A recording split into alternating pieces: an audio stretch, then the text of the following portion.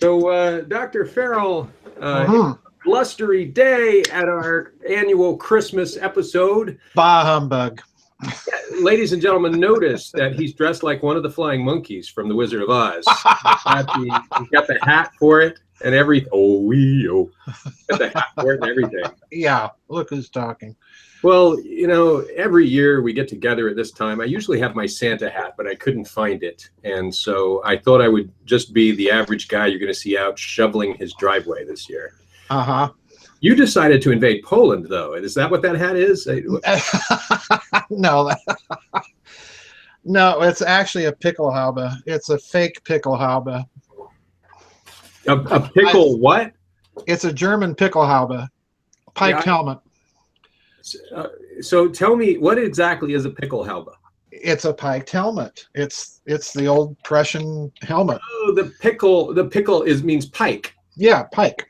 I was thinking of, it's a pickle, and I was trying to No. Get that stuff out. No, this is not for spearing pickles, but yeah, it's.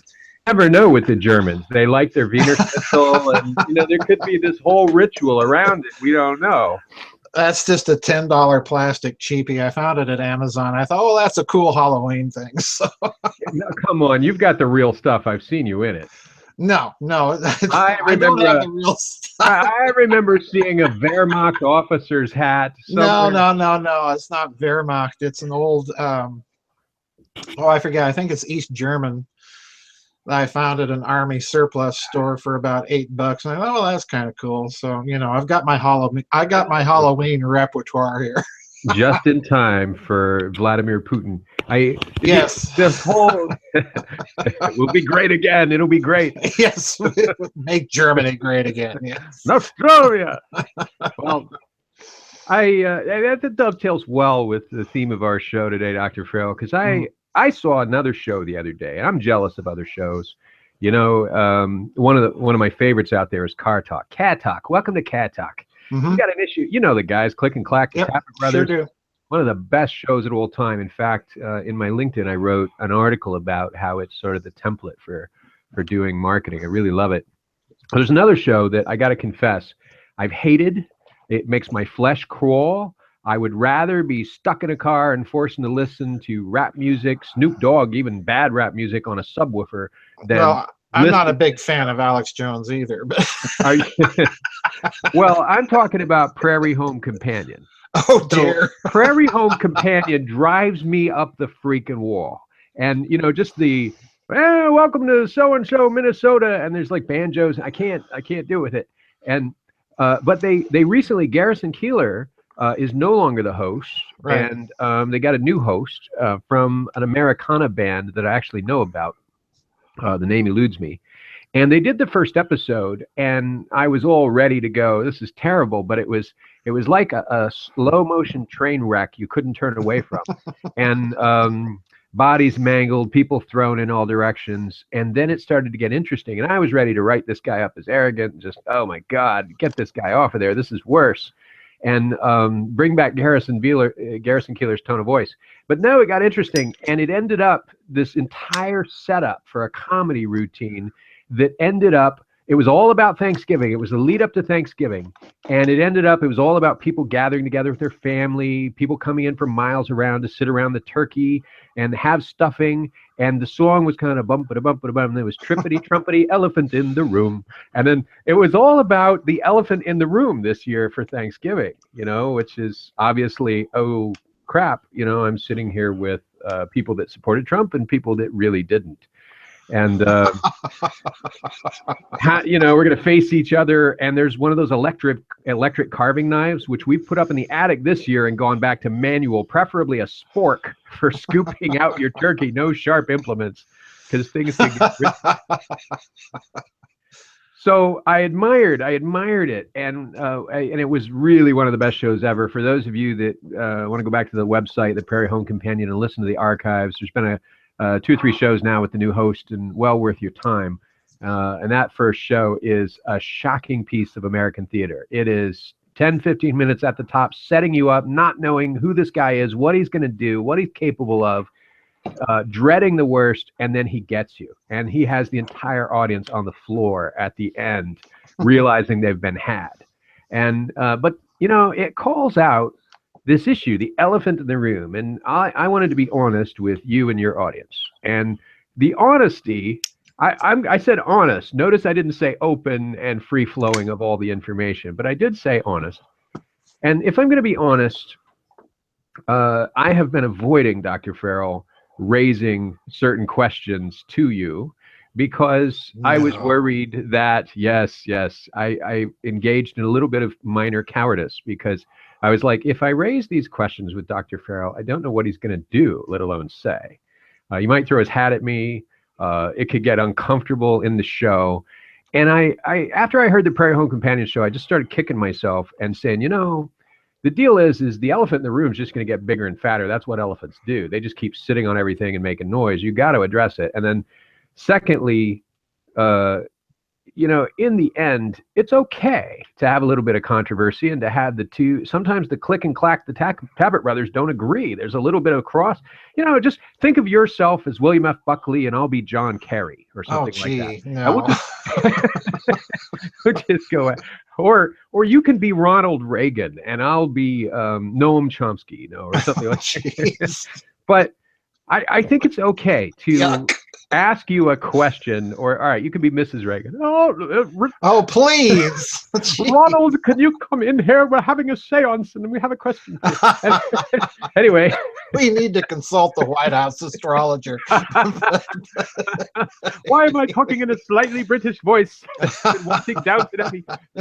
But so I wanted to go ahead and just address the various elephants that are in the room, because as I have tried to ignore them, it's been like a Winnie the Pooh dream. The heffalumps have just multiplied, and they're not getting any better. And so I find myself carefully skirting in a labyrinthine path to avoid talking about certain topics with you on this show. And I think the readers, the listeners, can stand it. We have 7,000 YouTube subscribers who want to know, Dr. Farrell. Actually, only about 500 of those are members, but the other 6,500 are coming. So here goes. I'm going to start asking you some questions. And just brace yourself, folks. You've probably never seen Dr. Farrell and I just outright disagree, but there are no cutting implements, and we're in 2 different remote locations for our own safety. So the first question is, Dr. Farrell, what happened today? So what happened today is the president-elect announced that he doesn't want to hear any more intelligence briefings. Basically, he's like, I don't have to go to these things. First off, the intelligence community was complaining because he's not been attending the briefings lately. He's attended like 2, and there have been like 7, and he's not going. And so in response today, he basically said, I don't need to attend intelligence briefings. The rest of the cabinet does. They'll let me know if there's anything I need to know about. And besides, I don't believe the CIA. Those are people that said that, that Hillary's campaign was hacked, and I don't believe that. I know what I believe, so why do I need to listen to the intelligence briefings? And it strikes me that regardless of how you feel about Donald Trump, your personal political feelings, that's the first time an American president has ever said, I don't need to go to it's the first time a candidate has ever said, nah, I don't need to listen to the NSA and the CIA and what they've come up with lately. I'm just going to go with what I think. And I find it odd. The only people I know, Dr. Farrell, that have done that ever have not been American presidents or candidates. They've been third world dictators who've said, no, I don't like what I'm hearing, so I'm not going to go to the intelligence briefings. In fact, fire those people. I'm disturbed. I'm vaguely disturbed. But I know that you have another take, and it probably won't agree with my concerns. So I'm going to bring it up and ask you, Dr. Farrell, if they invited you to the daily intelligence briefing, you'd go. WTF, what's going on here? Well, frankly, I think there's too much hype about the hacking issue. The CIA, the CIA sold us the magic bullet in the Warren report, and I'm kind of like John Rappaport here. When a sentence begins, the CIA says we should all kind of take that with a huge grain of salt, because these people are in the business of lying and disinformation. But the whole hacking thing, quite honestly, Daniel, I think is a bit of a tempest in a teapot. There's going to be as much Democratic fraud as there is going to be Republican fraud in this election, and in my opinion, probably a lot more. I've never been entirely convinced that Hillary even won the popular vote, given all of the voter fraud that we found out about in various places like Pennsylvania, or as I like to call it, Pennsylvania. But the biggest issue here for me, Daniel, is I just have difficulty believing that Russia would hack either party, quite frankly, because they have nothing to gain if they were to do so and be exposed. And thus far, we've seen no evidence. We only have the word of blatant Russia haters like Senator McCain, who I think is just wacky on his anti-Russian hysteria. There's nothing that Russia has to gain from this. This is why I'm very, very suspicious about this whole hacking meme. Geopolitically, it would be a huge mistake if the CIA were to come out and publish evidence. That would be one thing, but so far all they've done is innuendo. And what really disturbs me here, and this is something that John Rappaport brought out, the fake meme, the fake news meme, and the hacking meme is being driven by the Washington Post. Jeff Bezos of Amazon owns the Washington Post. He was a Hillary supporter. I call this conflict of interest, number one, but number two, even more importantly, he is a subcontractor for data management with the CIA. So to me, this has conflict of interest written all over it.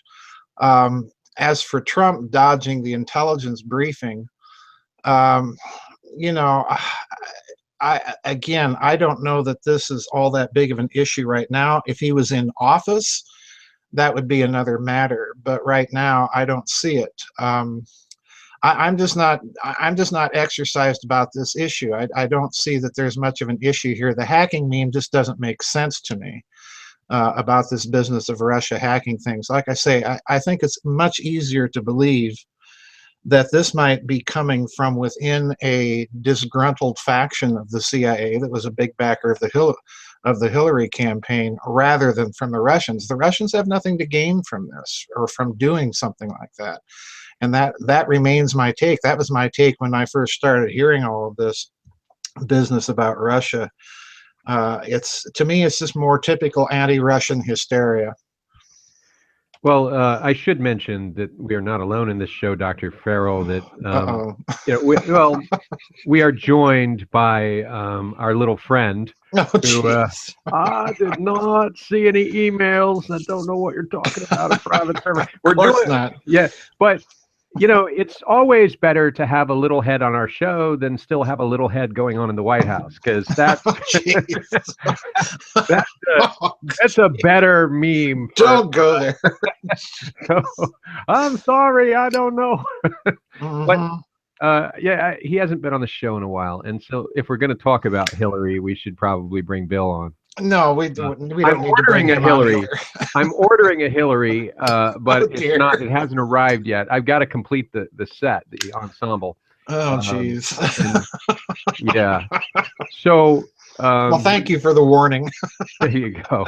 Well, that's not all. Just wait. I got more coming. I really enjoy these bobbleheads. If anybody has, I'm looking for an Obama and I'm looking for a Sarah Palin. I just want. Oh, I want the whole. I got to get them lined up. And while I'm at it, I might just go ahead and get a McCain. You know, except it's like it's a little tiny bobblehead by comparison. It's just like about half the size. I'm not sure it'll look right with the others.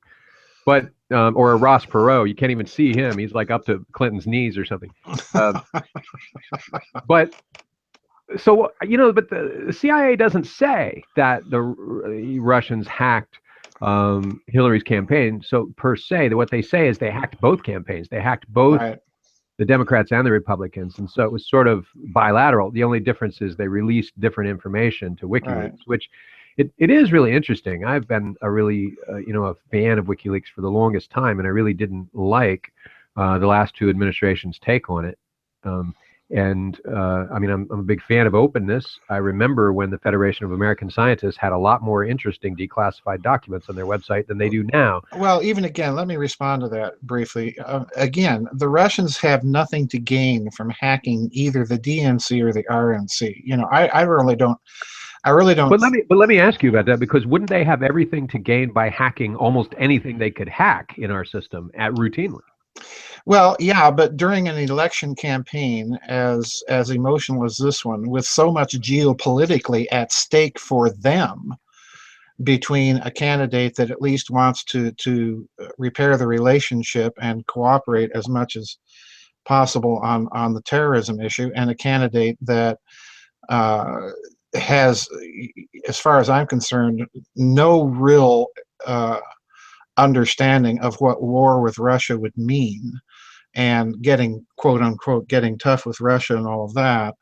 I just don't see that they gain anything, you know. And if they believe that, they need to put out the evidence for it. And thus far, all we're hearing is innuendo. Well, I do not believe in innuendo. No, I just like this, Dr. Farrell. You got to get yourself. I don't want any one of your very own. You know, you got to just get yourself. No. Who would you choose if you were stuck with a bobblehead? Who would it be? Barack or Sarah, or who would you pick? Kaiser Wilhelm. Kaiser Wilhelm. I don't think they make Kaiser Wilhelm bobbleheads. They might sell those in Argentina or something, but a little pickle alba. Yeah, exactly. Somewhere, someone's got one. No, I don't want bobbleheads of any of them. Thank you very much, because you're lying on your bed at night, you're like whispering, and you wake up and one of the bobbleheads has moved. Jeez. Dr. Farrell, it's time. The rebirth of the Reich. You know? Anyway, I'm sorry. I didn't mean to cut you off there. But, no, not at all. No. We're having fun.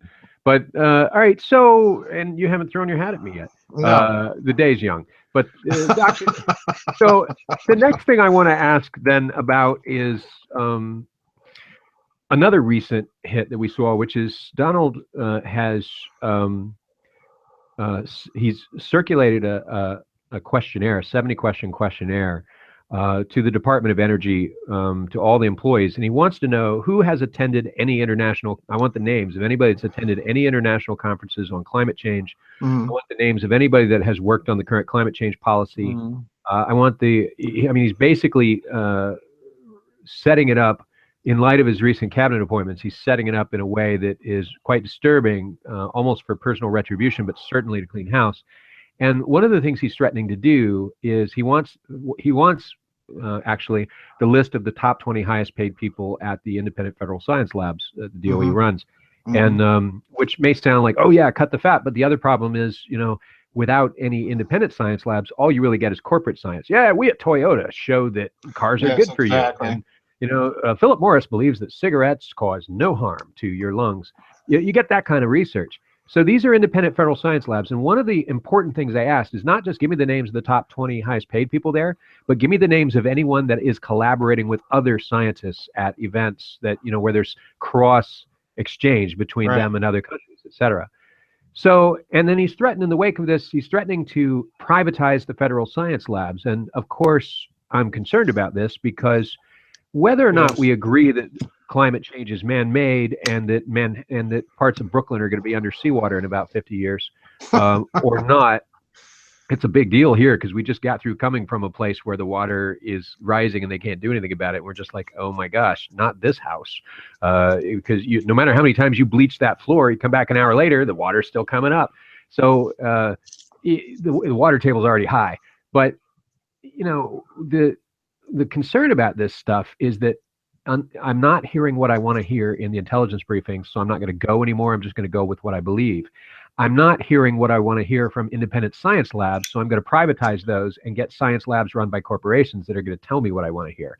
Does this not disturb you a little bit as a trend? Well, it's disturbed me as a trend ever since we saw the GMO issue really hit back in the late 80s, early 90s under the GHW Bush administration, where you had basically, Daniel, a revolving door between the FDA and the big agribusiness companies like IG Farben and Santo, as I always like to call it. Corporate science and government science have basically merged. In other words, I'm less concerned about privatizing because I think we see corporations dominating many of these so-called independent federal bureaucracies anyway, with kind of a revolving door of personnel. I am more concerned about the lack of truly open discussion and coverage about issues like climate change. And I'll be very blunt. I'm not a believer in the climate change meme. This is not to say that I don't think that there's climate change going on, but let's look at the track record of that meme. The meme started out as global warming. They got caught falsifying data a few years ago in order to drive the meme. And some scientists dispute the whole idea that things are warming up, but rather cooling down. So they had to change the meme to climate change. Well, of course the climate changes. This is a tautology. It's useful no matter what happens. And that's the problem. They're politicizing, and it's what I review as essentially a scientific issue. But there's another huge problem here with so-called climate change and global warming that they never talk about. And that is, if you look at the planetary average temperatures of planets like Uranus, Jupiter, Saturn, and so on, if you look at that, those planets are heating up and we don't know exactly why. And I think there's a physics going on here that is, you know, I'm on Richard Hoagland's boat in that sense, because I think there's a physics going on here that's not very well understood.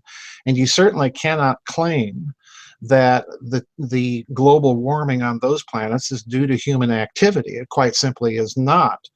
So what I would be more concerned about is less that he wants to privatize things. The only thing that reinforces in my mind, like you, and I'm in agreement with you here, is that's taking an already corporatized federal bureaucracy that's supposed to be independent and doing its own findings, and throws it even more to the corporations. And again, like you say, they're simply going to give him the science that he wants to hear.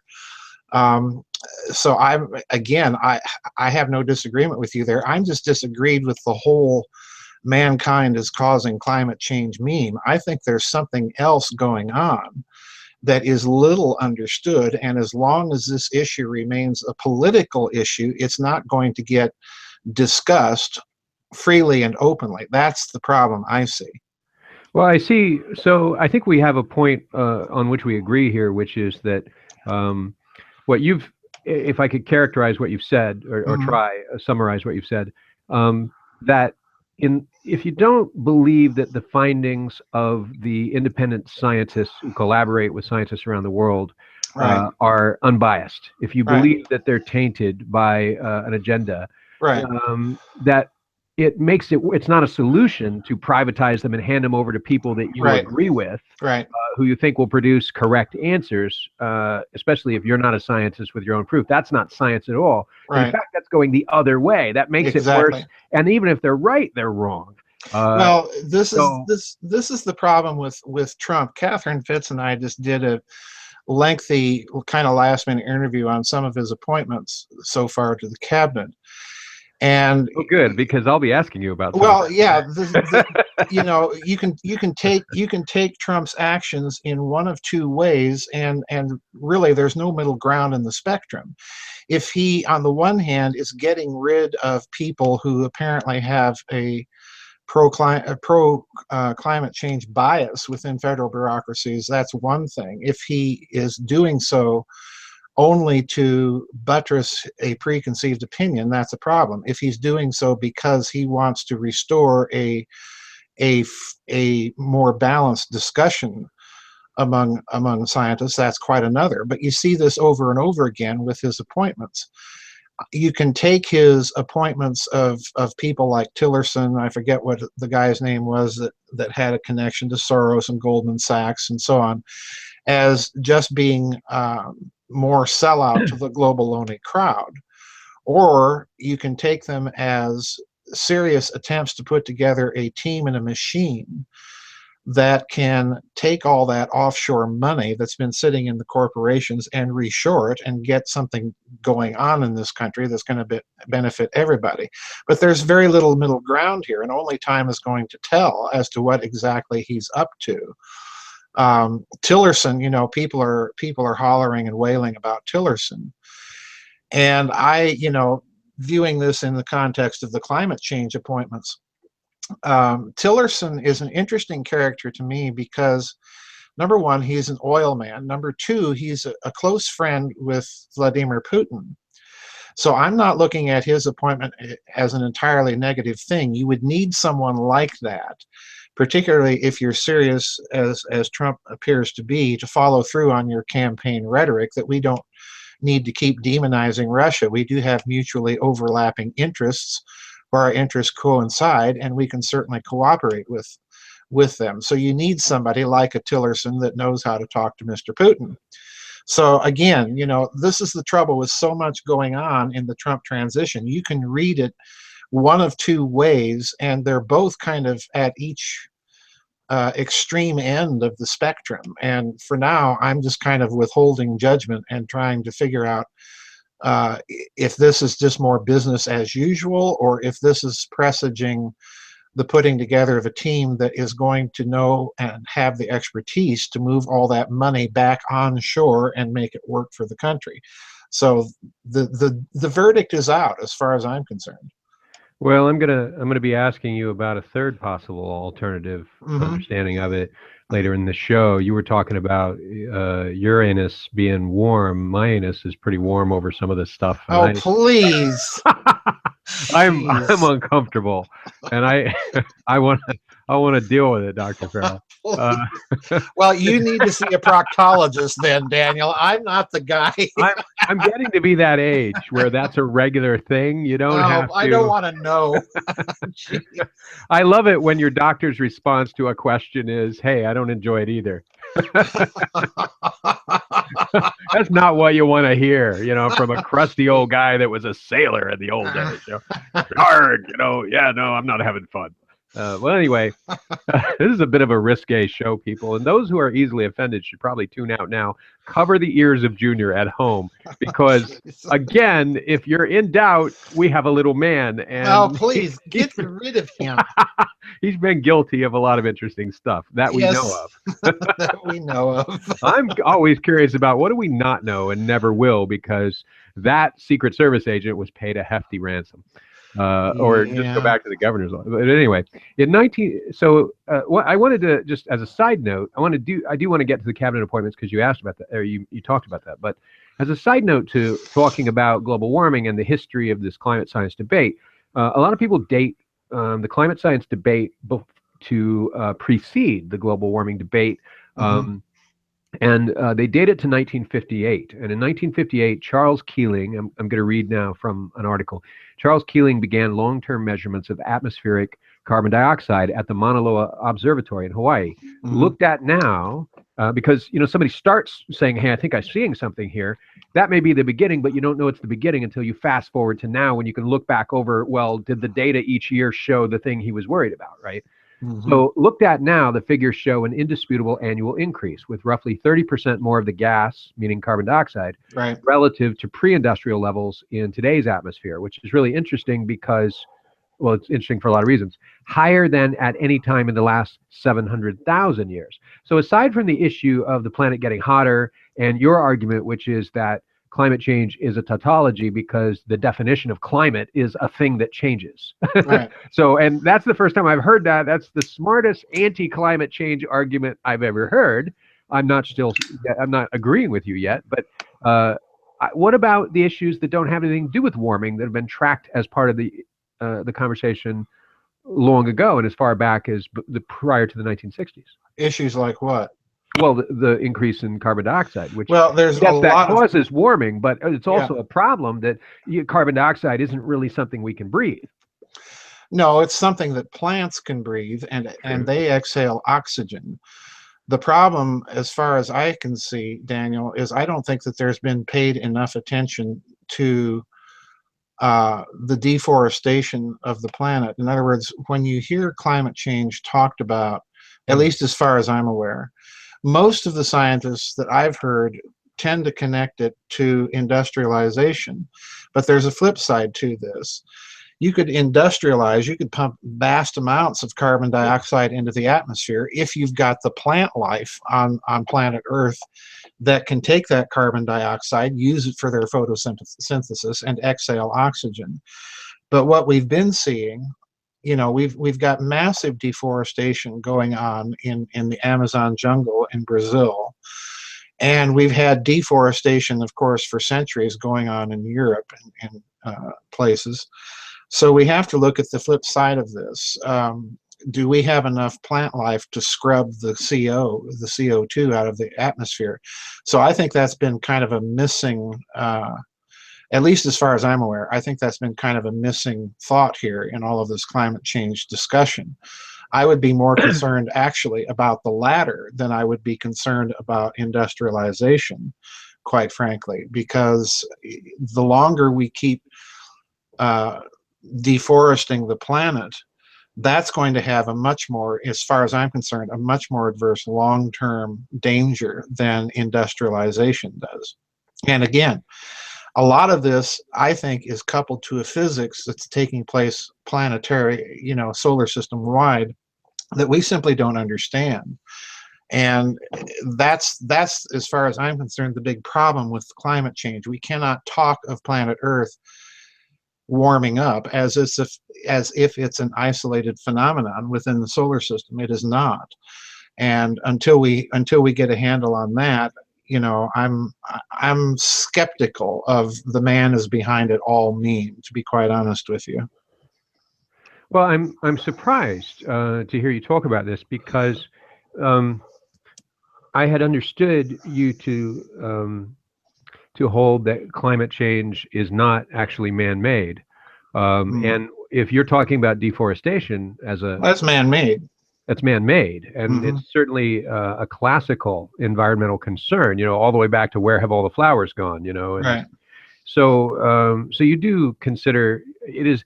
So your interest in weather modification and other alternative explanations for the climate change phenomenon is not limited to those alternative explanations, but also includes, right. Those are obviously man-made. If people right. are using weather weapons, that's man-made climate change. Right. But your argument originally was that the agenda behind man-made climate change is not that it's simply our excess and our accident, right. but that in fact it's it's intentional, and it's an attempt at weaponization. Which I think that's a part of it, yes. Yeah, which is one of your overall memes in the dialogue. If you go all the way back to your first right. book, The Giza Death Star, right. and you follow through to the Nazi books, right. and you go on past that. One of the threads running through the entire thing is the weaponization of the natural environment. Right. Whether that is through alternative physics, or it's through the weaponization of sound, or the weaponization right. of thermal energy sources, or the weaponization of weather. Right. You're just basically a geek for big artillery, which yes. is looking for signs of other geeks of big artillery out yes. there going, well, I think the pharaohs were geeking out about some pretty hefty artillery that would have made the Nazis go, ooh, that's really big. Wow. Yes. yes. So essentially. So, but that doesn't mean that for all of that being front and center in your conversation, that you're denying that our excess produces no significant climate. I'm not denying that. There is a human effect here, but and there is I'm convinced, a technology out there that can do this. I mean, the reports of magnetospheric effects when the Large Hadron Collider is turned on seem to be sufficient, at least as a prima facie case out there, to argue that these systems are having an effect on the climate, on the geosphere. So I'm not denying that, but what I am denying is trying to say that all of this is due to human activity, be it industrialization, deforestation, black weather manipulation technologies, or what have you. There's something else going on here that we simply do not understand. It's a multivariable phenomenon, and it's a multivariable equation. And what irritates me is the attempt to politicize this by basing the discussion on only one or two of those means, usually the industrialization, and there's too much methane and CO2 emissions from human activity, animal activity, and so on and so forth. That's where I draw the line. That's where I think it just begins to get kooky. Well, this is really helpful. So I am. It has been a big mistake for me to avoid these topics with you, because I assumed that we wouldn't be able to come to a point of agreement, and so I was just dancing. It's not that we need agreement, but I assumed that we would be like that couple or the family at the couple. Yes, Dr. Farrell. But like we would be like that family at Thanksgiving that couldn't get along once these issues were on the table. And Right. that's not what I'm finding. So you've made a really good point about privatization of federal science doesn't fix the bias, it makes it worse. You've made a really good point about, look, you can't deny that excess, indifference, and poor stewardship do create man-made climate change, and even weaponization is man-made climate change. Sure. But you're just interested in the weaponization side of it, the killer geek thing. I want to ask you, so I'm really glad we're having this conversation. This is the biggest I've had in one of our shows. And I think our audience will get a lot out of this too, I'm hoping. So feel free to tell us in the comments section. So I want to ask you about the Hadron Collider specifically, and something around that. I was watching an episode of West Wing the other day, when in West Wing, it mirrors the Clinton presidency pretty closely. Right. They drew a lot of the narrative from that. I really wanted to do today's show about Rwandan genocide, but I wanted to check before I devoted a whole show to that.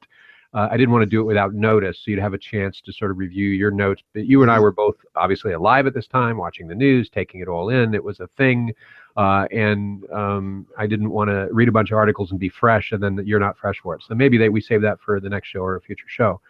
I'm sure big things will happen between now and then, because there's an inauguration between us and then. But so who knows?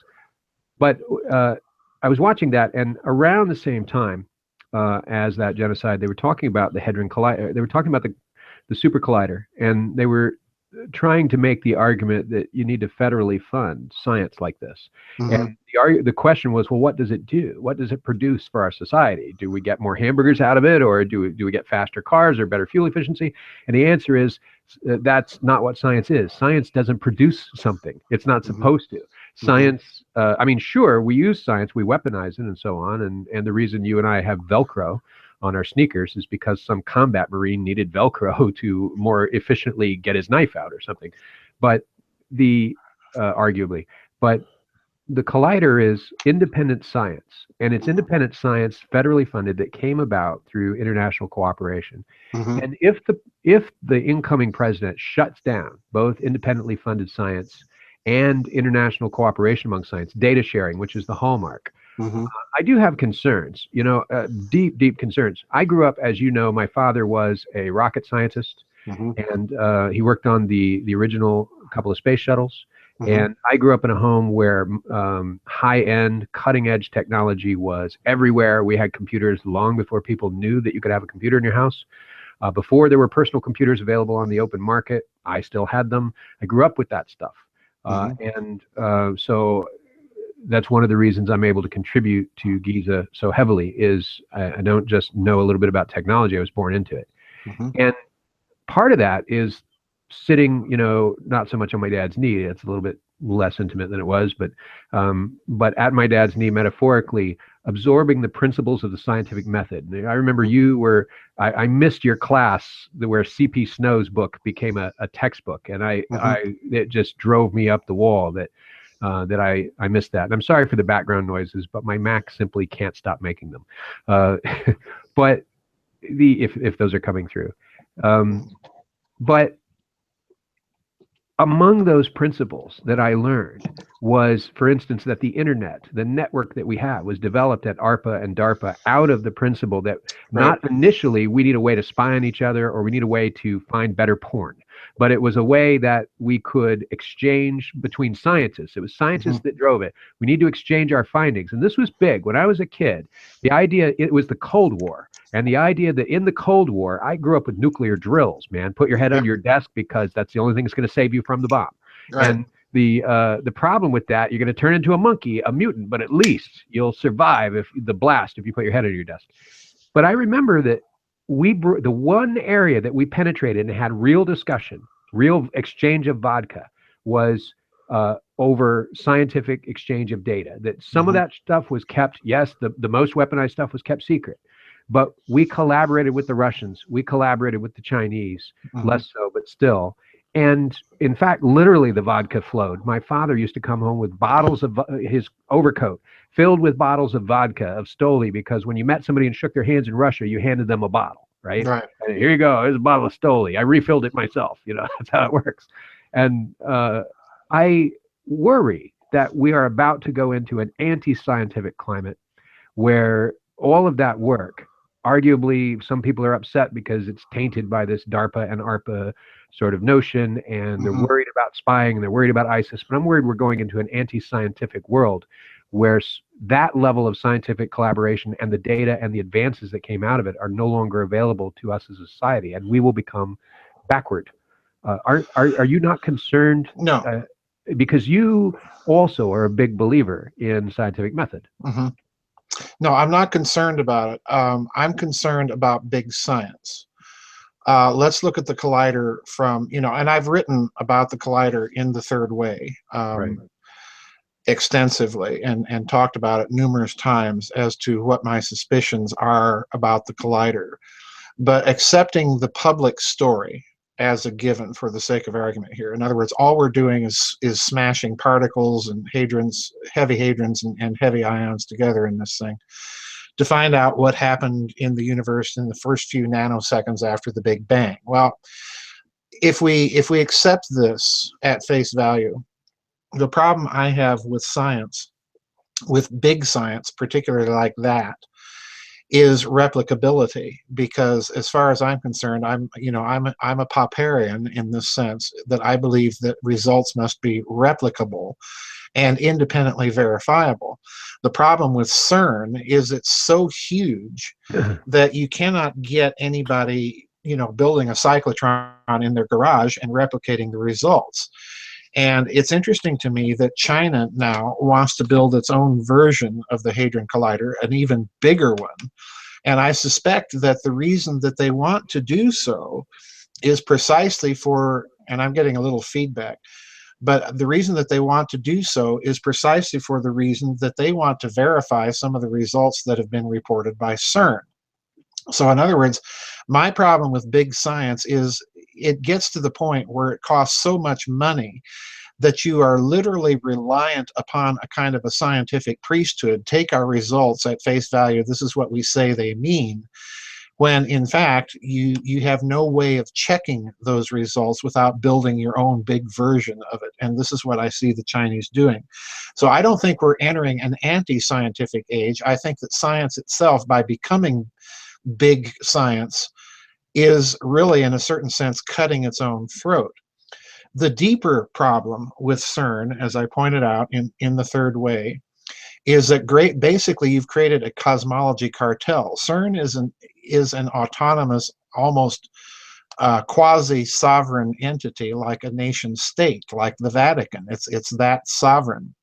The problem that I have always had with that is that when you look at CERN itself, when you look at the enormous energies and the enormous magnetic fields in that device, which, again, they're several times the local field strength of the Earth's magnetic field. I think that there's a second level to whatever's going on at CERN that, and I stick by this, that has nothing to do with particle physics. They're doing something else, and occasionally we get hints of it when they acknowledge, yeah, we're testing for higher dimensions, and things of this sort. I do think that this is the other problem. So the public story is, yeah, we're being open with our free exchange of data, but as I've pointed out many times, the algorithms that the scientists themselves programmed into the computers that pull data for the scientists to look at, CERN is generating billions of data points every second. So the computers are actually making the selection of data for the scientists to review. The problem with that is that opens up the possibility, and again, I think this is probably what's going on. That opens up a possibility of a second filter of data that is classified and only shunted to a few scientists. And this, again, is what I think the Chinese may have been picking up on with their desire now to build their own version of the Hadron Collider and look at some of these things that they might suspect that CERN is not being fully forthcoming about what has happened and what they're seeing in some of these hidden experiments. So big science, bottom line here, big science, as far as I'm concerned, is kind of cutting its own throat. It's become so big and so huge that replicability is itself at stake, and they are creating their own priesthood. And as a result, it's kind of science driving its own anti-science move. And incidentally, that is something that C.P.E. Snow pointed out very, very early on in the 60s with his book, the two cultures. So that to me is the biggest concern. I don't see Trump one way or the other having all that much interest in that kind of science. But again, I don't think he's going to be the kind of person to go in and yank all the funding for it either. I just don't see that being in the cards either. All right, so you would be concerned if there was no independent federally funded science, but you don't believe that that's going to occur. Well, I don't think we don't have federally funded independent science now. That's my problem.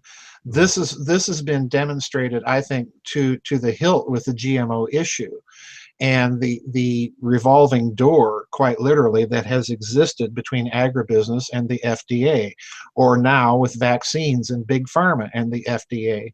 If you're an independent researcher, an independent voice trying to and I have a blog coming up about this, as a matter of fact, trying to question the results of big science, particularly with regard to the relationship between this vaccination cocktail that they're now giving young children and the increase in people having autism lying somewhere on the autism spectrum. Well, they had just recently pulled a scientific study about that relationship from the internet, scrubbed it completely.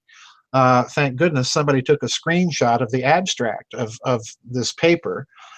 But that to me is big science and so-called independent federal science right there, because you've got already the corporations basically determining the makeup and composition of so-called government independent science.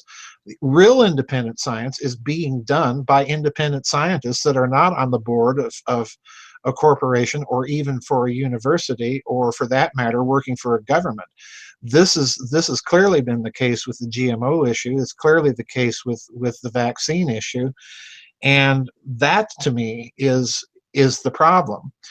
So maybe, and I'm willing to cut him a bit of a shadow of a doubt here, maybe Trump is trying to purge some of those very types of people from within the government. I simply don't know. Time is going to tell. But I'm skeptical, quite frankly, of any government intrusion at this point into any scientific narrative. We've seen the scientific narratives being promoted that GMOs are healthy. There's no data connecting bee colony collapse disorder or any sort of pollinator collapse disorder and GMOs. In fact, I think if you go out there and look at some of these independent studies, yes, there are studies out there correlating these things, but they just don't want to hear it. Well, it's an interesting premise that or argument that you're making, but I don't understand how you can have independent science done that isn't federally funded, because in the end you can't build something like a super collider. You can't build anything of real scale without funding. You have to be either an independent millionaire with your own agenda, you have to have corporate funding, or you have to have federal funding.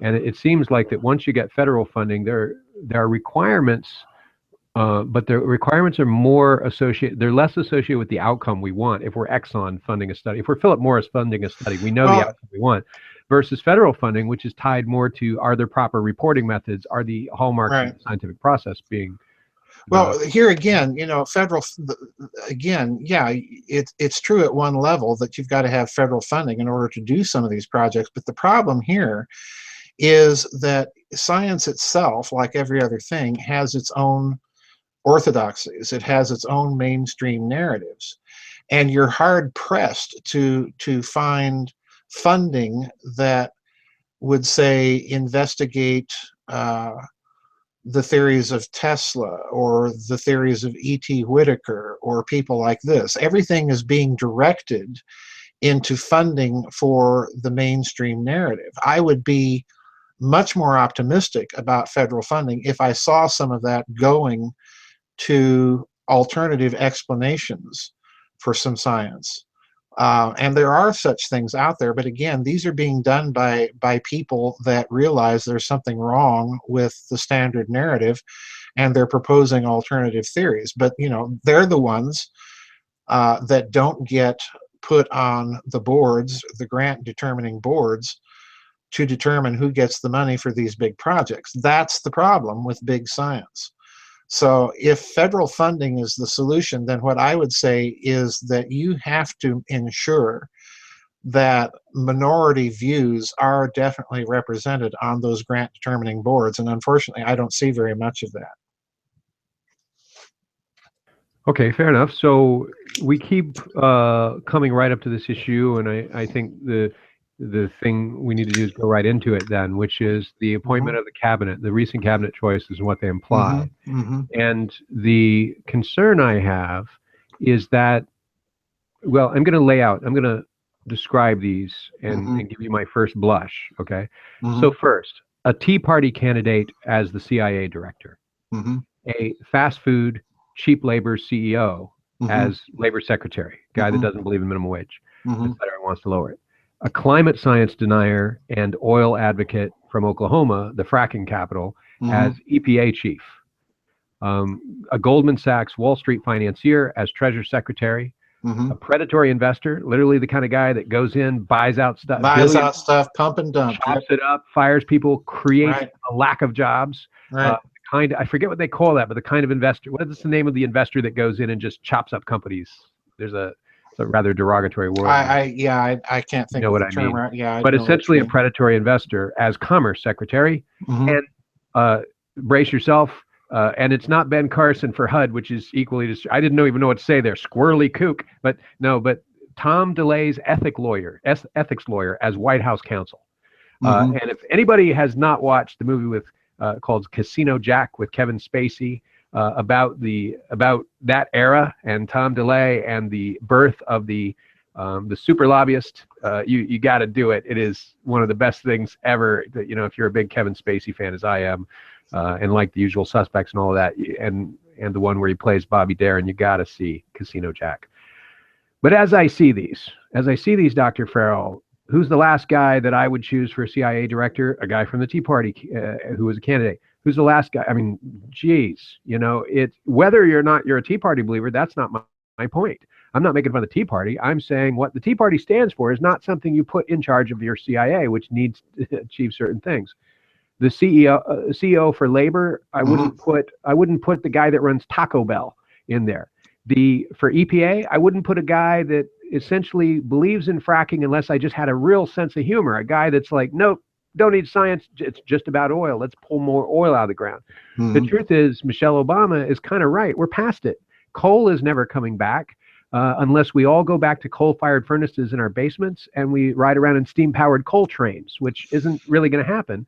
So it seems almost like somebody's trying to mock the position. If I want to make a joke, so it'd be like, all right, we need somebody serious to preside over a funeral. let me get Louis C.K. Well, let's have a lot of laughs. you can add the appointment to the Department of Education, Betsy DeVos, to that Yeah, I list. wasn't even going to go there, but Yeah, yeah, you if can you add want her to to that go list. there, Yeah, yeah, you can add her to the list. then the Tom DeLay's ethics, the Goldman Sachs guy, whatever you want to say about that, you don't, as Treasury Secretary, you don't put a wolf in charge of the chickens. Predatory investment in charge of as the Commerce Secretary, again, wolf in charge of chickens. Tom DeLay's ethics lawyer would be like Judas, being placed in charge of the church treasury. We know what you did, but we're going to give you one more chance. Just donate those 30 pieces of silver to our church ladies' fund for the coat closet, and we'll just leave this in your charge. It's a scary thing if people know the history of the Saudi oil exchange scandal and all that stuff. So here's my question: people might think I'm just picking on this. I'm not. There's something really important that I learned in your classes, Dr. Farrell, and I learned it. And the example that you used to use is a little book called "Fire in the Minds of Men" by James Billington, the Library of Congress.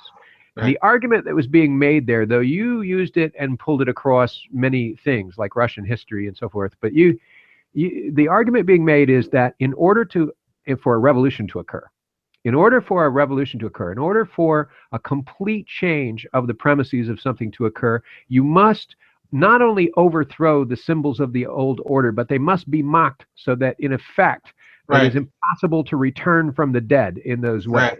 Right. So an example of this is the Fourth Crusade. You invade Constantinople and you make love to a prostitute on the altar of, the Hagia Sophia. That is a desecration. It's a desecration of the symbol that's necessary.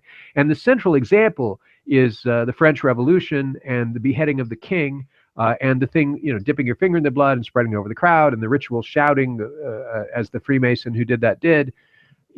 This strikes me as, Dr. Farrell, are you not just if you were dead, I'd say, are you not turning in your grave going, there it is, the mockery of the symbols of the old order? It could be mockery. I'll grant you that. The whole thing that Catherine and I were talking about, and I've already gotten comments, and it's people listening to half the comments and not the rest. And I repeatedly said, you can interpret Trump's appointments in two ways, and they're almost at diametrically opposite ends of the spectrum. There's no real comfortable middle ground here. Let's take Betsy DeVos as an example, because we talked about Ben Carson, Catherine and I, a lot in that interview. So let's take Betsy DeVos. Well, Trump came out during the campaign as being opposed to Common Core. And Betsy DeVos is his selection for Department of Education. And she appears with him, I think, recently at his post-election rally just a few days ago, if I'm not mistaken, in Grand Rapids, Michigan, where she came out and said, we're not going to go ahead with Common Core. But if you look at Betsy DeVos, she's of the old Heritage Foundation Republican Party line of pressing charter schools and so on and so forth, school vouchers, the whole 9 yards that we've been hearing from the Republicans ever since President Reagan. And my question here is if you're serious about getting rid of Common Core, one way you'd sneak it in the back door would be precisely to go to charter schools and federally funded vouchers for private schools, where Common Core can sneak in through the local level. The problem is that if she really wants to fix education, I'm an abolitionist here.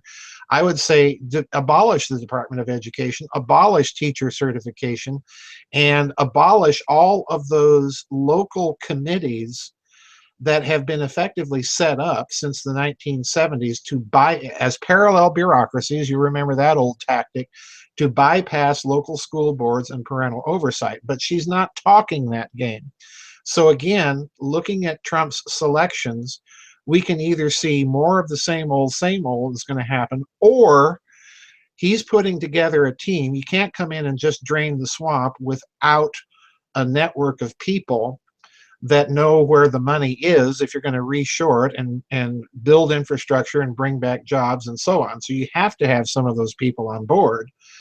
So it could be ritual mockery, as you point out, building something new. That's kind of the take that Catherine and I took. But on the other hand, the possibility is there that this represents exactly what at the surface level analysis it seems to represent, which is just more of the same. Again, time is going to tell. We simply don't know at this stage. I hope that's making sense. It is, but I want to push a little further and ask you to look at a general pattern that I see. You know, part of what I do as host of the show is, you know, you're the brains, you're the talent. I bring you the challenging questions and the patterns that I see and ask you to take them apart and either validate them, reconfigure them, or what have you. And I've been returning ever since. You know, I bet on the Trump presidency, and I won some cash that way because I believed all along that that this person was going to take power at this time. And without going into the reasons why, they certainly weren't the popular reasons. I as soon as that happened, the day after the election, I began digging into my Hannah Arendt, Origins of Totalitarianism, my Edvard Luttwak, Coup d'etat, and my Clausewitz on war books, and looking at some of the things that I couldn't help but see. You know, just because you see a pattern, as you know, part of this show is about speculation and seeing patterns, and not necessarily being able to say, well, that's what's happening. All we can say is it's eerie and a little bit weird. It's a little bit like Mulder's X-Files, you know, and each of us plays Scully to the other's Mulder. Well, and we take turns being Mulder. So here's what concerns me. In a coup, when you have a coup, there's lots of things that you have to have a coup. And somebody could say, well, it's not a coup. It was a fair and free election. Well, remains to be seen. Right now, we're having a very debate over that with the Russian hacking thing, whether it was a fair and free election. But one of the things that Luttwak pointed out, and other people have pointed out, is that there are only three ways to have a coup.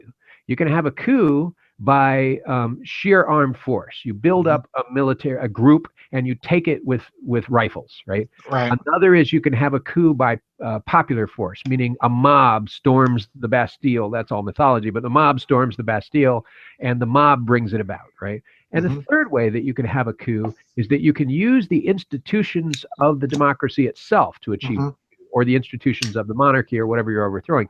You use the existing political order to bring about a change and mockery and reversal of the political order. So if I were to think that, wow, this looks a lot like a revolution, it looks a lot like what Billington was talking about, the symbols of the old order are being outright, I mean, the wolves are being placed in charge of the churches, the chicken coops. What would I look for? What institutions are normally targeted? And we've talked about, you've mentioned one. I've talked about one, and there's a third. So the three institutions that I think about are the institutions that are repositories of independent thought. Regardless of whether we agree with them, and regardless of whether we agree on how independent they actually are, the intention of those institutions is to be essentially the fourth arm of government, the realm of independent thought. One is science. So if you privatize the science labs and fire the scientists who collaborate with other scientists internationally or produce wrong information, you now control that discussion. Another is education. If you decentralize the schools and give everybody vouchers, you no longer have to fix education. Two, you've so decentralized it that there is no unified force of education to oppose you or an order that you might want to usher in. And the third thing is the press. If you limit access of journalists who report on your failings and you institute reprisals against their editors, you essentially you neuter the press. And as much as we may not like what somebody is saying, and we say the press is biased, well, sometimes they're biased in our favor. So yeah, their bias is there, but is this a way to fix it? And you led the discussion by saying that going the way of simply privatizing everything and forcing people to be yes men and say what you want doesn't fix the problem of bias. So my question to you is, I don't mean do you not like I'm debating with you, but do you see Am I seeing something wrong when I see that it looks like the institutions of science, education, and press, the institutions that are supposed to be independent, are specifically being targeted and very early on in the first volley? Yeah, I do. I do look at Trump's election as a kind of a soft coup. The question is what is it a coup against? As far as I'm concerned, it's a coup against a coup d'etat that was put into place in this country with the assassination of JFK, that reached its zenith really at the very end of the second Clinton administration, certainly continued under the administration of George Walker Bush and Barack Obama. So in other words, I'm looking at it as a coup or a bit of factional infighting. I go back to my model there of factional infighting, that people all over the world are basically fed up with the kind of unipolar globalist corporations are going to run everything form of globalism. The fact of the matter, those policies have left people out of work with nothing put in the place to give them viable, good employment. And so I think what you're seeing here is a kind of FDR style workers public association, get people building infrastructure and get the economy moving again. That's the way it looks to me. And as Catherine and I hypothesized, if you're going to do that, you need to bring all that corporate money that's been sitting there offshore back to these shores and start putting it to work. That's one way of looking at it. Again, time is going to tell. I have no objection to decentralization, quite frankly, particularly in education. The media, the so-called corporate controlled media, the so-called free and independent media, the latter is under attack from the former. So I'm all for decentralization simply because I think it helps spur those kinds of questions. The problem remains with people like DeVos. Is she really going to go after Common Core, which for me, the real issue there was and remains the assessment process, not the idea that there's some common core of knowledge that you have to know in every discipline. We've been living with that tradition for millennia. I have no objection to that idea. I have an objection to the mercantilist policies of giving control of textbooks over to the very corporations that are going to use individually adaptable standardized tests. And so I'm looking at her and her rhetoric, and she's playing to the field, but is she really understanding the philosophical issue? That can only happen in a decentralized world.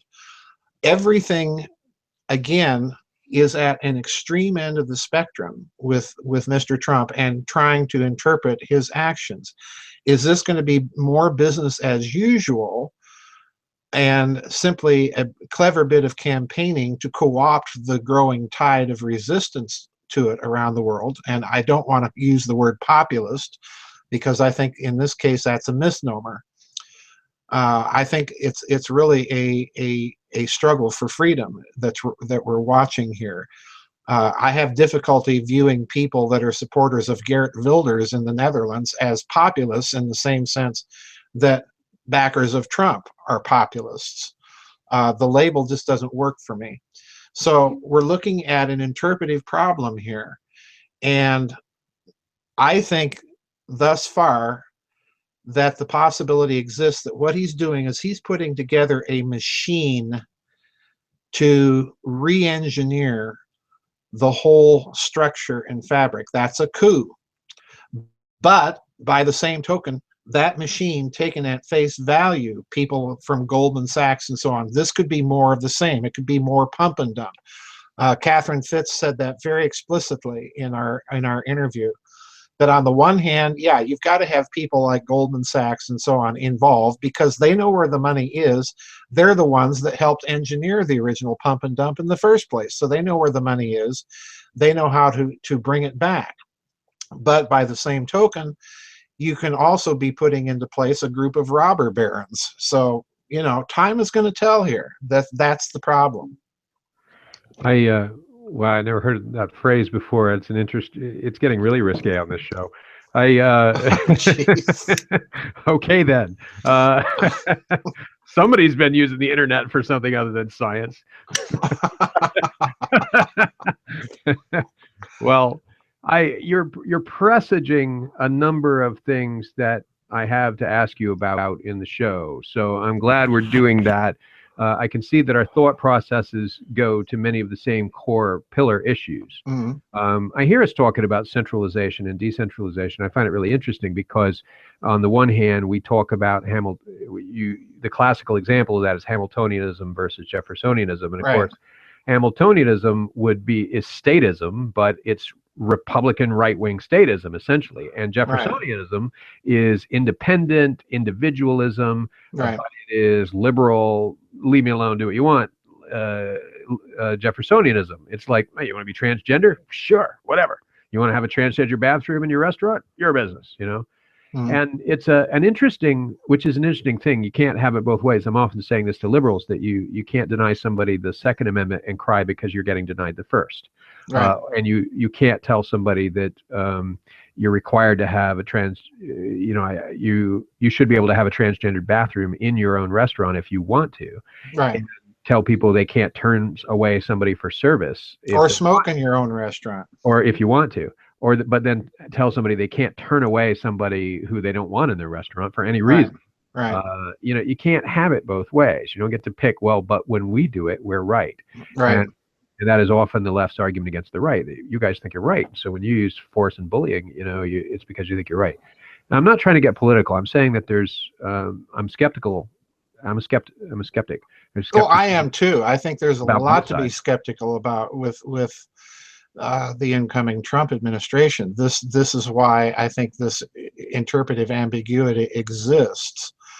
But going back to what I said before about Tillerson, his selection indicates to me that Trump is at least as far as state is concerned, is thinking very, very seriously and long term. We cannot continue to go down the road that we've been going with Russia without the eventuality of a war, and nobody wants that.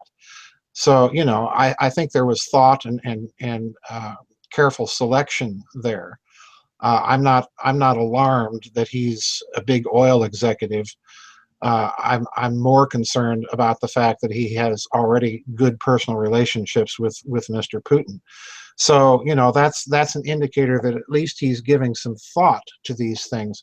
But again, take the whole pattern together, as you say, we could either be looking at a coup d'etat in this sense of ritual mockery of all of the hallmarks of centralization and globalism, or we might be looking at something very, very different. I don't know. I think both ends of the spectrum are so extreme here that it's very difficult to tell at this juncture. Well, where I'm going with this, I want to get to this. I want to zoom back out to the international scene at some point and deal with Austria and some of these things that you've alluded to. They're very much on the agenda for today's show. But I want to stay domestic for a second, and because you brought up this issue of centralization and decentralization, and where we have talked about, and I mentioned that as an overlay of Hamilton and Jefferson, which it's not. But you've had a meme running through your previous conversations where you've mentioned Trump, which is okay. This is a revolution. This is a referendum on. That's the term you've used on fiscal versus. I'm sorry. What's the term? Monetary policy. And then you've also talked about this as a referendum between internationalism and nationalism, right? So that's essentially your argument, that's what the two things on the sides of the seesaw are. And I remember when I was first introduced to the issue of dialectic, it was actually prior to you. It was before I met you, about 3 years before I met you. And it was not through God, History, and Dialectic. It was the preeminent tome, for those who haven't ordered it yet, on dialectic. But it was through Gary, the book called None Dare Call It Conspiracy. Right, Gary Allen. Gary Allen. And I got in real trouble. Or pardon me, Gary North. Yeah, go ahead. No, it's Gary Allen. Yeah, it's Is not it Gary Gary North. Allen? Gary North is the Reconstructionist who Oh, wrote that's right. another That's book right. called Biblical Conspiracy. But I remember being docked a full letter grade because I managed to talk my teacher into, I want to do something alt something. And I managed to talk my teacher into allowing me to do a book report in college on None Dare Call It Treason. And I switched it for None Dare Call It Conspiracy. And when he figured it out, I got moved from an A to a B, but I still got to do it. And so I was really, this is the book I wanted to read. You would later go on to say, in college, read the books you want to read and Right. do your college that way. You know, they'll catch up. So, and I did that. But in that book, there was a line drawn, and on one side was left-wing, liberal, communism, socialism, and on the other side was right-wing, fascist, conservatism, etc. Alt-right, whatever you want to put. And the argument that Gary was making is that these are false distinctions.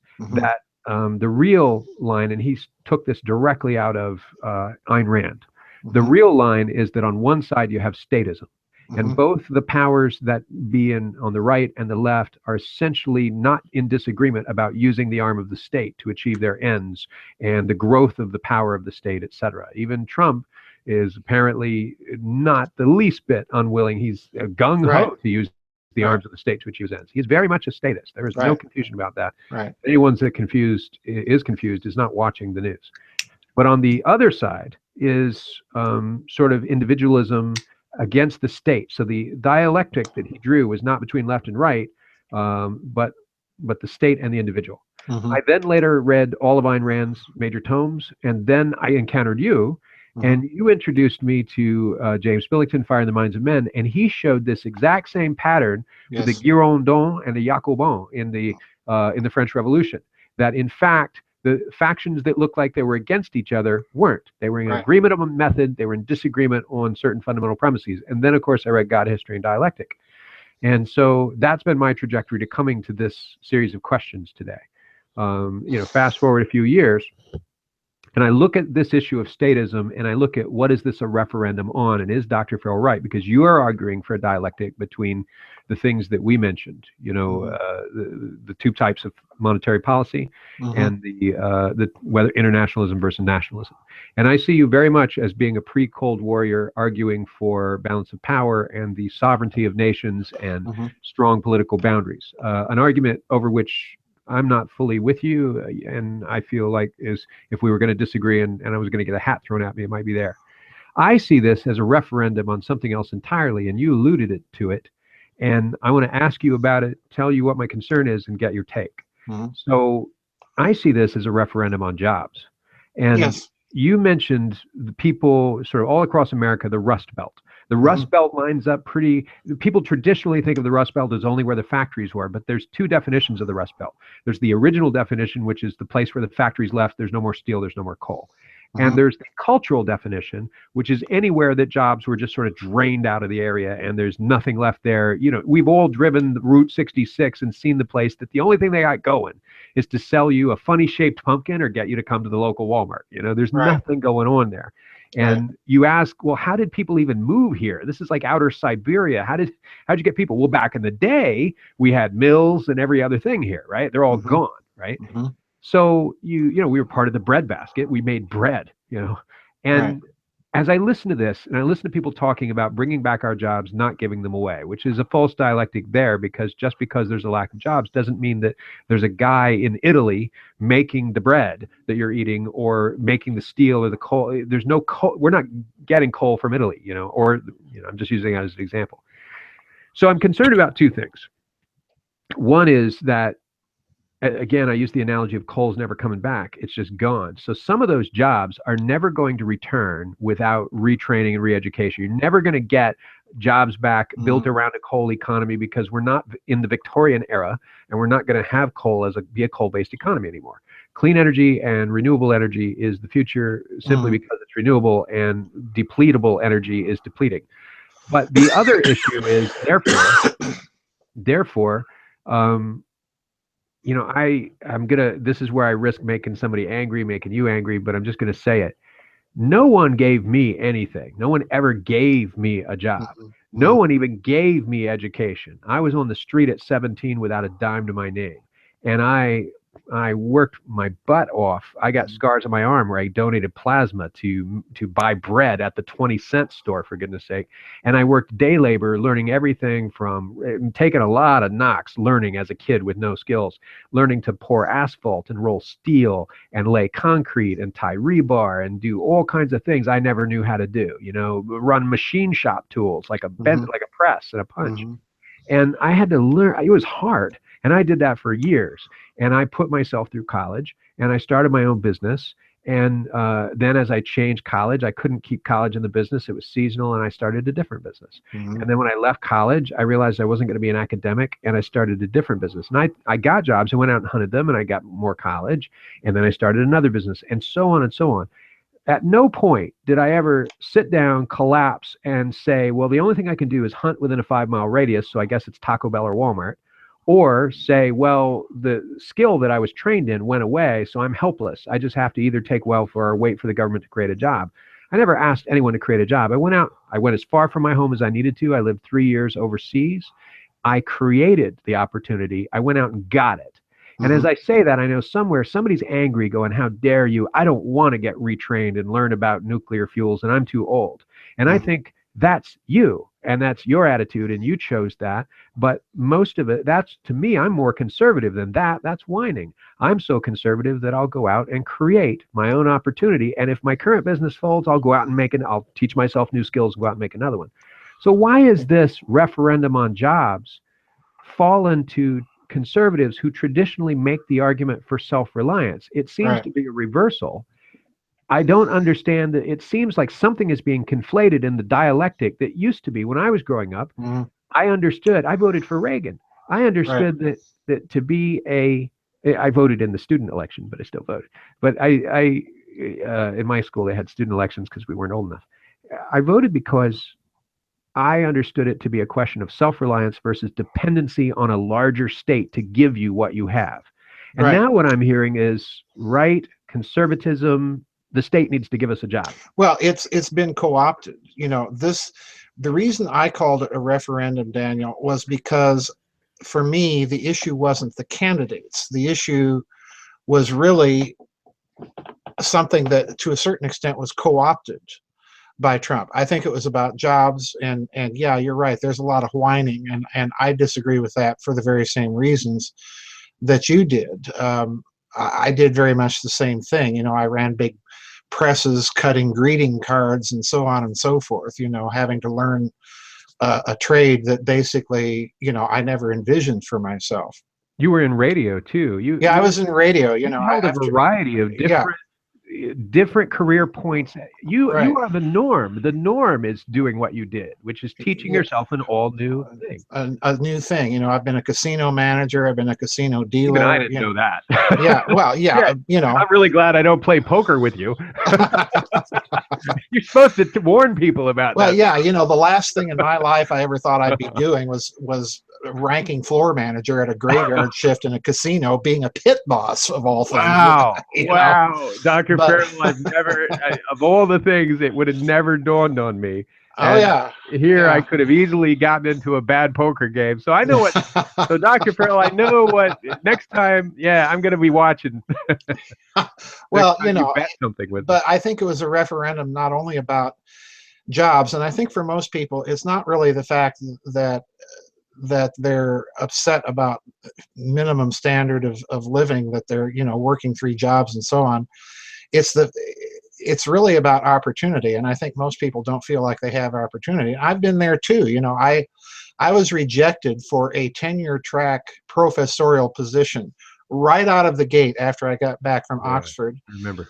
Because I wasn't the correct federally approved minority, quite effectively. That's what it boiled down to. So, you know, that was very, very deflating. But, you know, it forced me to do other things eventually. But I really think what people are complaining about is precisely what happened to me. They're complaining about the fact that there's so much federal regulation. There's this group and that group where the state has injected itself and really thwarted the sense of individual responsibility and creativity. So that even if you are doing all the right things, going to Oxford and getting a PhD and trying to get the ticket and set yourself into the track that you want to go. And along comes the federal government and says, no, you're not an acceptable minority. This is the problem. But the other thing I think that it's also a referendum on at a much deeper level was the culture itself. And this is the problem I don't think anybody addresses. But for me, by saying it's a referendum, I was not really focused on either of the two candidates who, I found there was a political cartoon that summed it up for me. We had the Hillary revolver of Russian roulette where the magazine was completely full, and we had the Trump revolver where the magazine was only half full. So it wasn't really about the candidates for me, because I quite frankly viewed both of them as sort of loathsome. For me, the real issue was a complete disconnect with what people were saying with Hillary and a partial connect with what people were saying with Trump. Okay, so referendum for me was simply the term that I wasn't really focused on the candidates who I really didn't like. I was focused more on what I was hearing in the rhetoric coming out of each camp. I think we see this going on in Europe as well, and elsewhere for that matter, not just Europe. So for me, it was a referendum not only about jobs, it was a referendum about centralization and decentralization. It was a referendum about culture or nationalism, if you want to call it that. I think that's probably a bad term. I prefer culture itself. So it was a referendum about a lot of things. And again, time is going to tell whether Trump will be able or even inclined to deliver on any of it or not. That's the huge problem. But I do think in this one respect that we're probably agreed, in that I do think that the Trump campaign, viewed a certain way, can be seen as an attempt to co-opt that old conservative versus liberal dialectic and take that conservative part and co-opt it and turn it into something else. And in that sense, it's revolutionary. I don't think there's any going back from this election. On the issue of energy, the problem here that I see, Daniel, is it is true that we are moving to a new energy paradigm. The German fusion reactor has now passed its second proof of concept experiment, so that they know that their reactor design will work. So now what remains to be done is to scale it up sufficiently to the point where it's producing more energy than it's consuming to produce that energy. So that's long term. But the problem is that the neocons of both the right and the left have not done anything. They've simply taken people out of work, and they've not provided any opportunity by getting themselves out of the way for the people who want to work and do something else. They've done nothing. So they've managed this transition, as far as I can tell, very, very poorly, if indeed that it should be managed at all. So take that for what it is. It's too complex a problem at this point, I think, for people to rely on old labels to make any sense anymore. That's the biggest thing that I think is a consequence of this election. We can't be thinking in terms of the left and the right anymore. We have to really be thinking in terms, does this party advance individual liberty or not?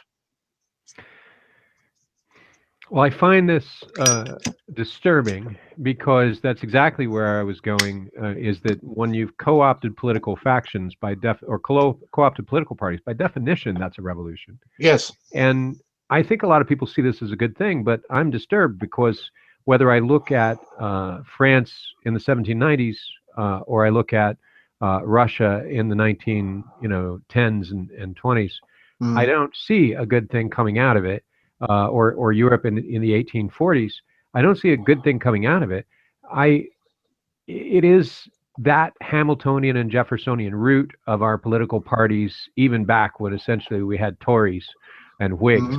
It is that I think has defined us, and I'm concerned that willy-nilly we throw those institutions out, and what they stood for has become modeled, and each one is essentially mirroring the other one and changing the rhetoric. I don't think a solution is just I'm going to address this issue of populism later, so I probably won't bring it up now. But I want to. So there's a couple so I'm concerned that we are making a real devil's bargain by letting somebody co-opt and overthrow our political parties. Then, in essence, our political system isn't just based on the three portions of government: the judiciary, the executive, and the congressional, but in fact that it's based on our party system. That when you destroy a party system, maybe you destroy a democracy in general. So there's 2 data points that have stuck out for me recently, and they may seem a little random because my thinking in this isn't that formed, which is why I'm bringing it to you. Number one is there was an article that ran in yesterday's New York Magazine, and it is about, and the gist of the argument is that there is no such thing as a fiscal conservative who is a cultural liberal.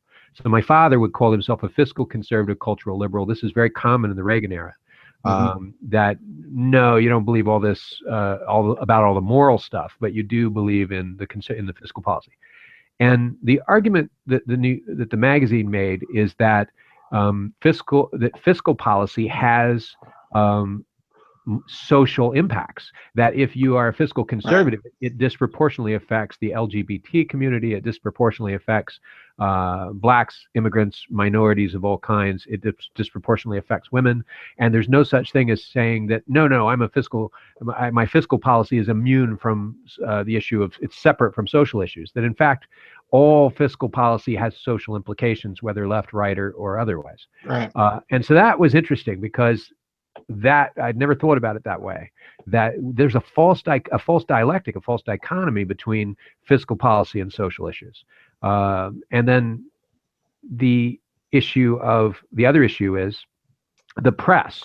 And so I'll go ahead and go to populism a little bit now. So the press has begun to use the term populist everywhere that it sees the extreme right, as we may want to call it or may not, popping up, and it calls it populism. The problem I have is populism doesn't mean a particular political point of view. Populism just means whatever a large mob or mass of people will adhere to.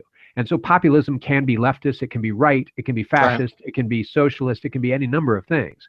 And so what the left is trying to do is what not Newsweek, Newsnight, that show that we like, the one where the 5-season show, nightly, I forget what it's called, but they made the argument that balance, that the liberal obsession, the liberal media obsession with balance means that if the right were to suddenly announce that we're going to assassinate everybody that doesn't agree with us, and the left said, well, we don't like that, they would give equal time to both, even though one is a much more extreme thing. That the obsession with balance throws us off balance because we're trying to be fair, we're trying to give everybody equal time.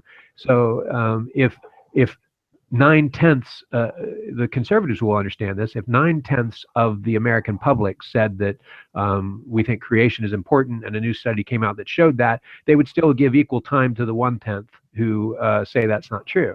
And so here they're using this term populism, and this liberal need for balance is impacting their ability to talk about what's really happening, which is potentially the rise of fascism in some countries like Austria.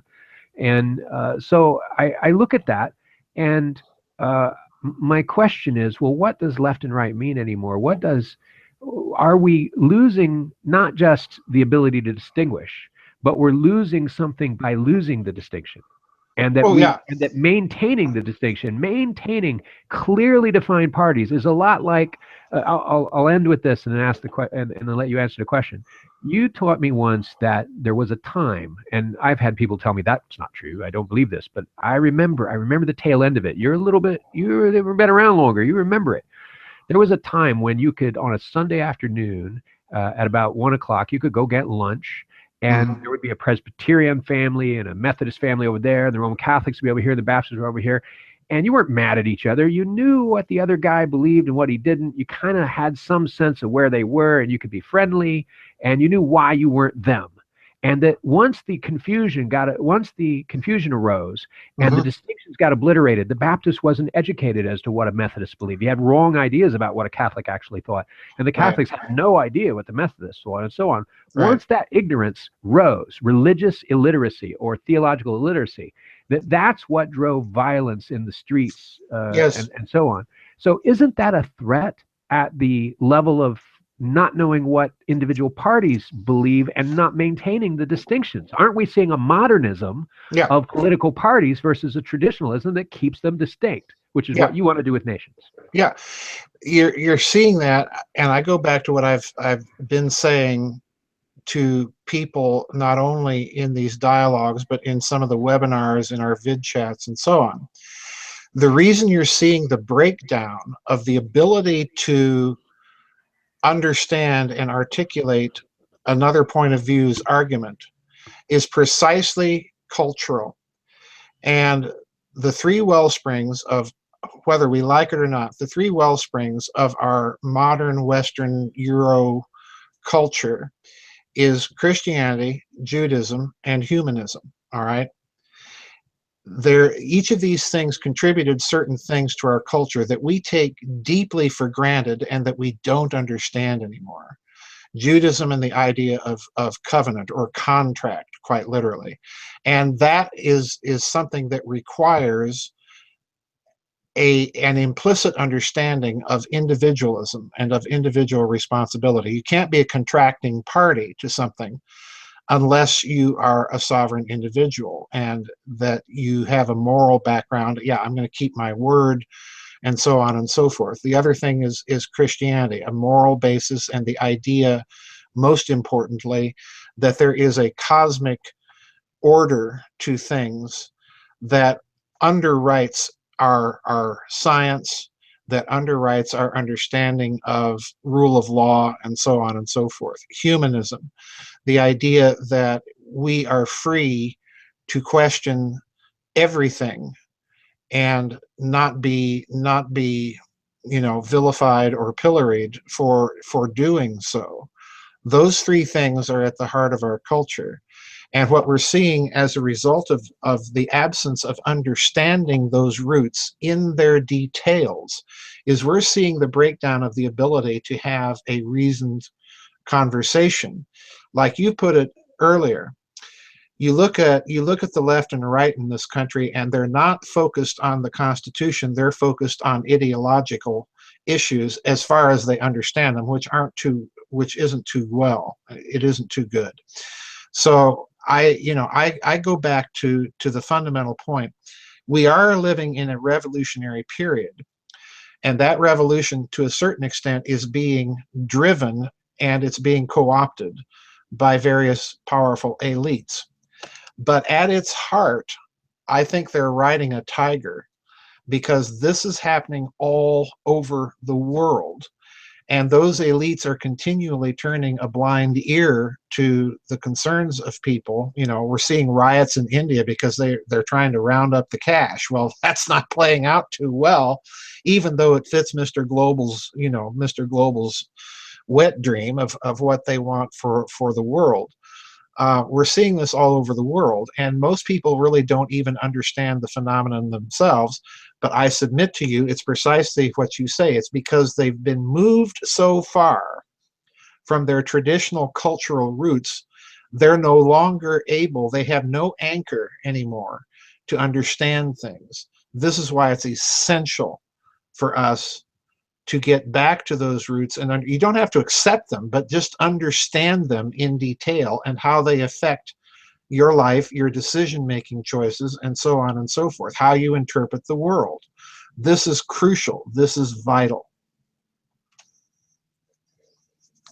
Well, I'm really concerned about this loss of distinction in our political parties. And, I remember I am too. You wrote a paper that I read. Your audience probably won't have read it.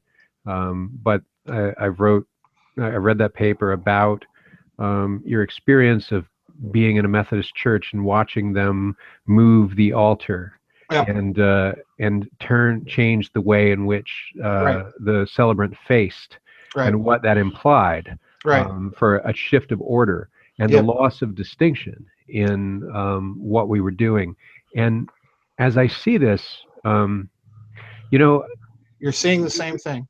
you see, yeah, that's what I'm at. It seems a lot like the religious shift between modernism, traditionalism and modernism, like a Vatican II of politics, if you will. Yes, it is. And I can't help but remember, you and I a few episodes ago went through that video of John Kerry and Right. Dick Cavett. yeah, Dick Cavett, the Dick Mhm. Cavett video. And even that was a little bit hard hitting, but nothing like what we see today, the absolute anger and rage and violence that we see in today's politics, the inability to have a reasoned conversation, as you say.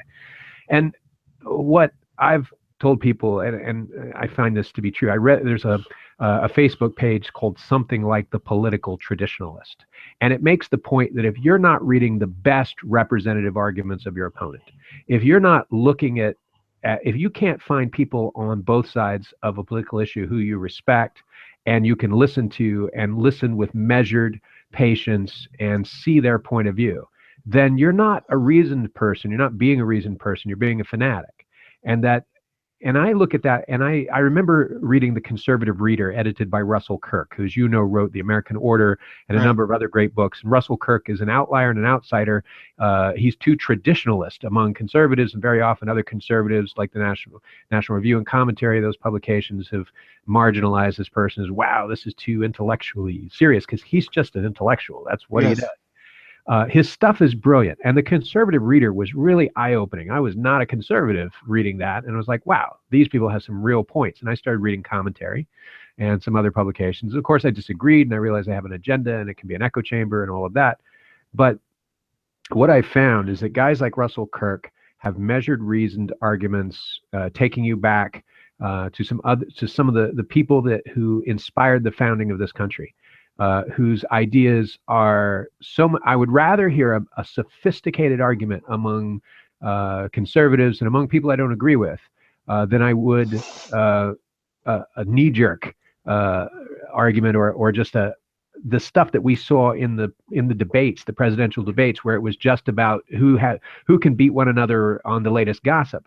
And I feel the same way about the other side, that there's a lot of good liberal thought that conservatives need to read. And vice versa. We all need to read each other's stuff. And I find there's more in common between classical liberals and classical conservatives than either of those groups has in common with modern conservatives or neoconservatives and neoliberals. That in fact, they were having a measured debate across the aisle. And I'll just finish this with one other thing, that I read the other day, an open letter of George Washington to Donald Trump. And of course, it was written on George's behalf. But one of the things he says is you got to get off Twitter, because in Twitter, you only get 140 characters. There's not enough room to open with a formal greeting and to end with a polite address. And that those things are necessary to maintain respect among participants. And the new conversation doesn't allow you to show the other side respect and to be measured and thoughtful. It forces you to have a quick hitting punch and be done. And I can't help but feel that this revolution is the same harmful force that has bewildered us in the theological area, but also gutted our educational scene, which you and I have talked about at length. It's the same cultural phenomenon across the board. It's the homogenization of all thought into certain predetermined narratives. Thank you. And it's when that happens, things break down. This is why in this election, you have such hatred, because the supporters for Hillary and the supporters for Trump are basically supporting the same kind of people. And there's no real ideological boundary, at least between the candidates. That's why I say this isn't an election. This was a referendum. Okay. And all of these, hacking, the hacking meme, the fake news meme, all of this stuff is just muddying the waters. It's not getting down to what the real issue is. And the real issue is cultural. The West has moved, and Putin brought this out recently in a statement to the State Duma. If I had been there, I would have been standing and applauding too, because what Putin said is that, we welcome everybody coming to Russia, but when you come here, you are expected to learn Russian and be a part of this society and this culture, which is Russian. He got a 5-minute standing ovation for that. And the reason why I think that's significant is he understands the importance of culture and the importance of tradition and so on and so forth. We don't. America is really an experiment, the way I tend to look at it sometimes, in anti-traditionalism. In other words, it's coming home to roost. And in a certain sense, you know, Americans think that we can do what no one else has been able to do and free ourselves from every tradition. And the problem is, I think the founding fathers were radical traditionalists in a certain sense, in that they understood that for this society to work, the ultimate arbiter of the nation's destiny lies in the hands of responsible individuals that are creating something, you know, be it a chair or a symphony, it doesn't matter, but that they're creating something and adding to that long line of tradition. This is not what we're hearing from any political party.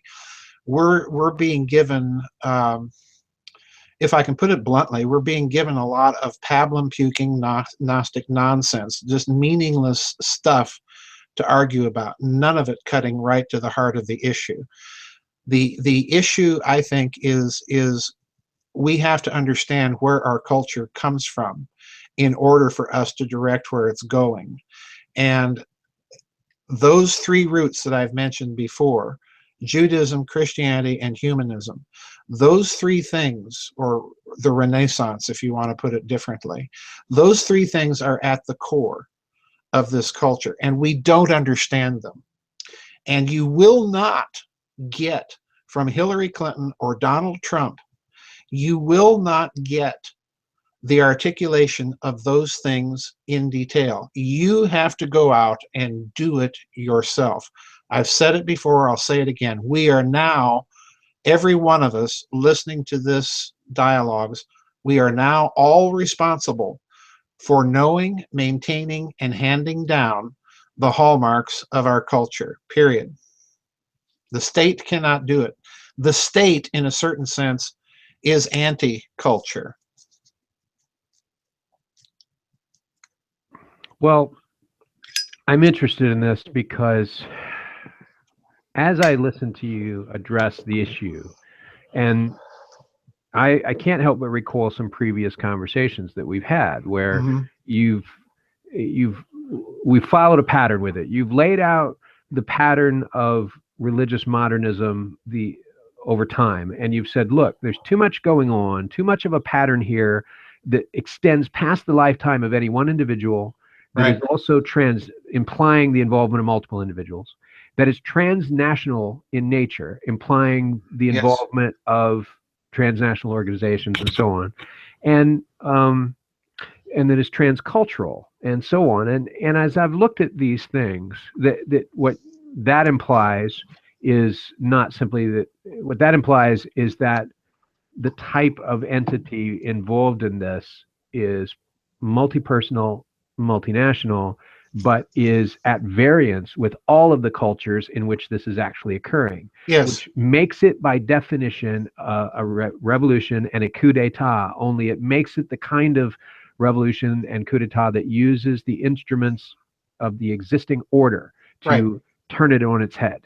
So listening to that analysis and listening to this one, I can't help but superimpose the same template and say, well, if we are seeing, in fact, the potential for a ritual mockery of the symbols of the old order, if we are, in fact, seeing the potential, if we were to invade, if you and I were to be Che Guevara guerrillas and invade a country and or start a junta from the ground up and try to perform a coup d'etat, we would target the individual centers of independent thought. We would target science, education, and press.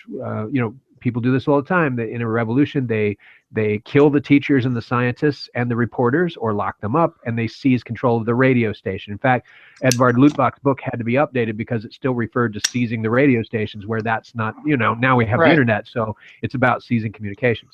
And as I listen to this, and I listen to you talk about the co-opting of education, the co-opting of religion, but also, and I brought up the press, but also the co-opting of the political order itself, the replacement of our political factions that had distinct dialogue in a measured, reasoned way with a homogenization of thinking itself, homogenization of intellect.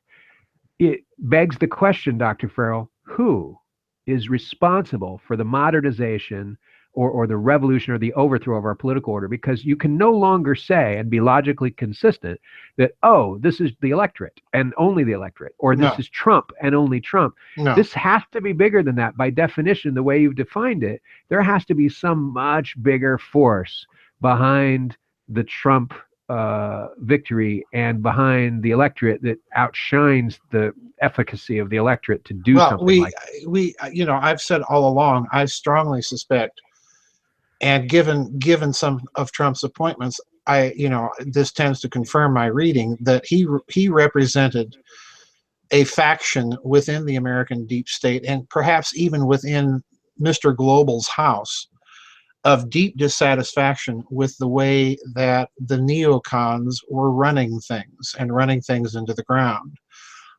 From just a purely pragmatic point of view, from a purely, if you will, militaristic point of view, their base of power has always been in North America. And they cannot continue on as things have gone by shipping out everything in terms of our manufacture overseas, because ultimately that cripples their ability to defend their own base of power militarily. So I do think you're looking at backlash here of a very real order within the House of Mr. Global. But at a deeper level, I think to a certain extent you're looking at the continuation of a, pardon me, let me rewind the tape. I think America underwent a paradigm shift in its politics with Franklin Roosevelt. I think this is where you see the beginning of the homogenization of the American body politic in a major way. Because after Roosevelt, the old Taft sort of conservatism that I think to a certain extent you might even argue that Russell Kirk represents, that kind of dies and gets marginalized. It's shoved over here into a fringe area, no matter how intellectual it may be. The Republicans don't, after this point, openly challenge many of the New Deal policies and agendas and quite frankly, bureaucracies that were put into place. Trump, if the reading of his appointments is correct, that he intends to reshore a lot of capital that has been sitting offshore in corporate accounts and literally try to jumpstart the economy through massive infrastructure projects and so on. If he does this, you're going to be looking at a second paradigm shift, similar in its long-term effects to Franklin Roosevelt. However, the result of that is going to be a resurgence or even a strengthening of this homogenization process. This is why I think it's, and I hope I'm making sense here, Daniel. It's very difficult to articulate what I have in mind here, but this is going to make it very difficult in the future to distinguish the old political parties. I think the old political parties are over.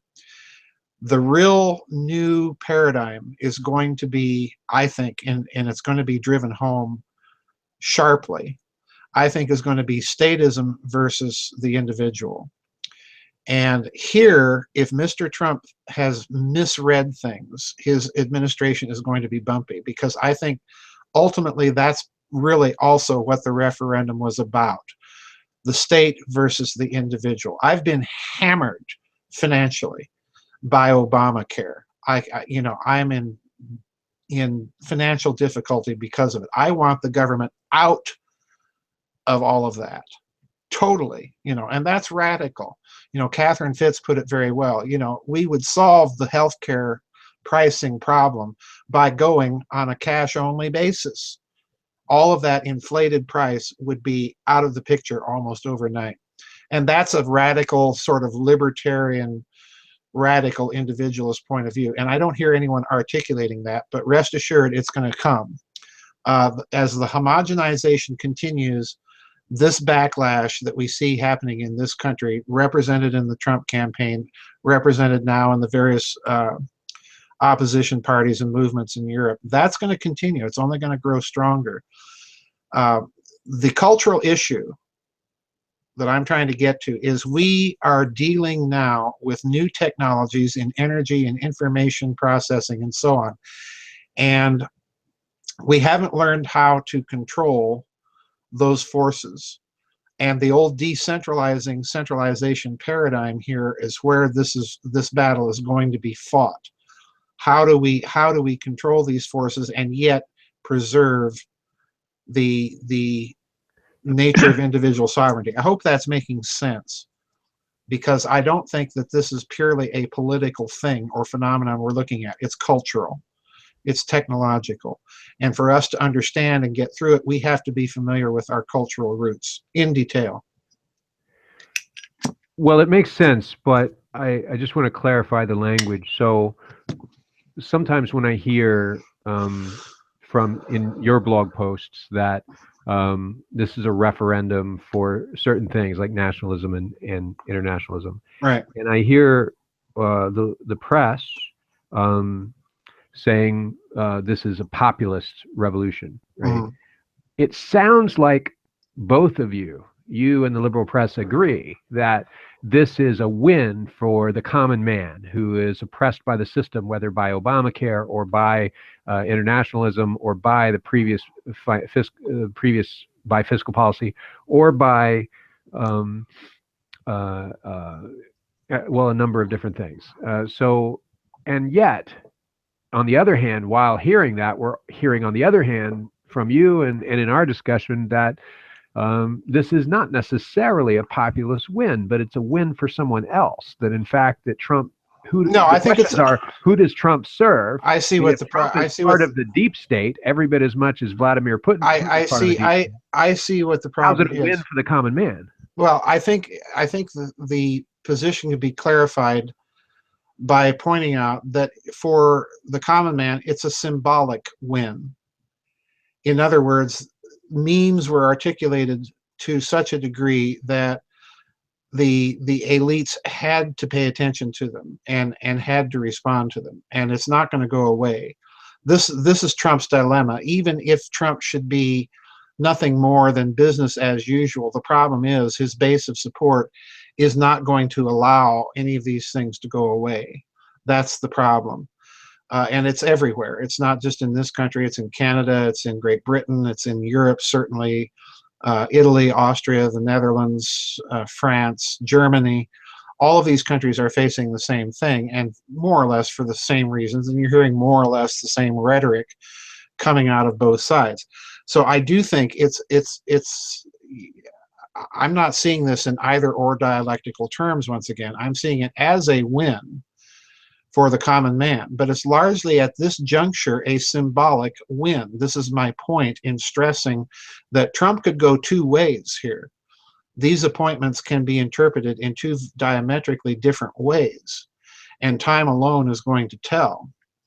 So it's at best a symbolic win. Whether this translates into actual long-term, and this is the other point I'm trying to stress here, don't expect from a Trump administration, or for that matter, two Trump administrations, for all of these things to get settled overnight. We're in a cultural transition. This is my point. And it's not going to be over with a Trump administration. It's not really even a political phenomenon that we're dealing with. So that's what I'm trying to emphasize here. It's a both-and situation, not an either-or situation. Well, okay, fair enough. So I think we go to segment 2 of our show, and I really only have 2 segments today. Do you need a break or anything? No, no, no, no. I'm Get fine. some iced tea, roll a cigar, one of those. Roll a cigar. Yeah, grab a bong in the back room, whatever it No, is no, you no. do. So chant a ritual chant.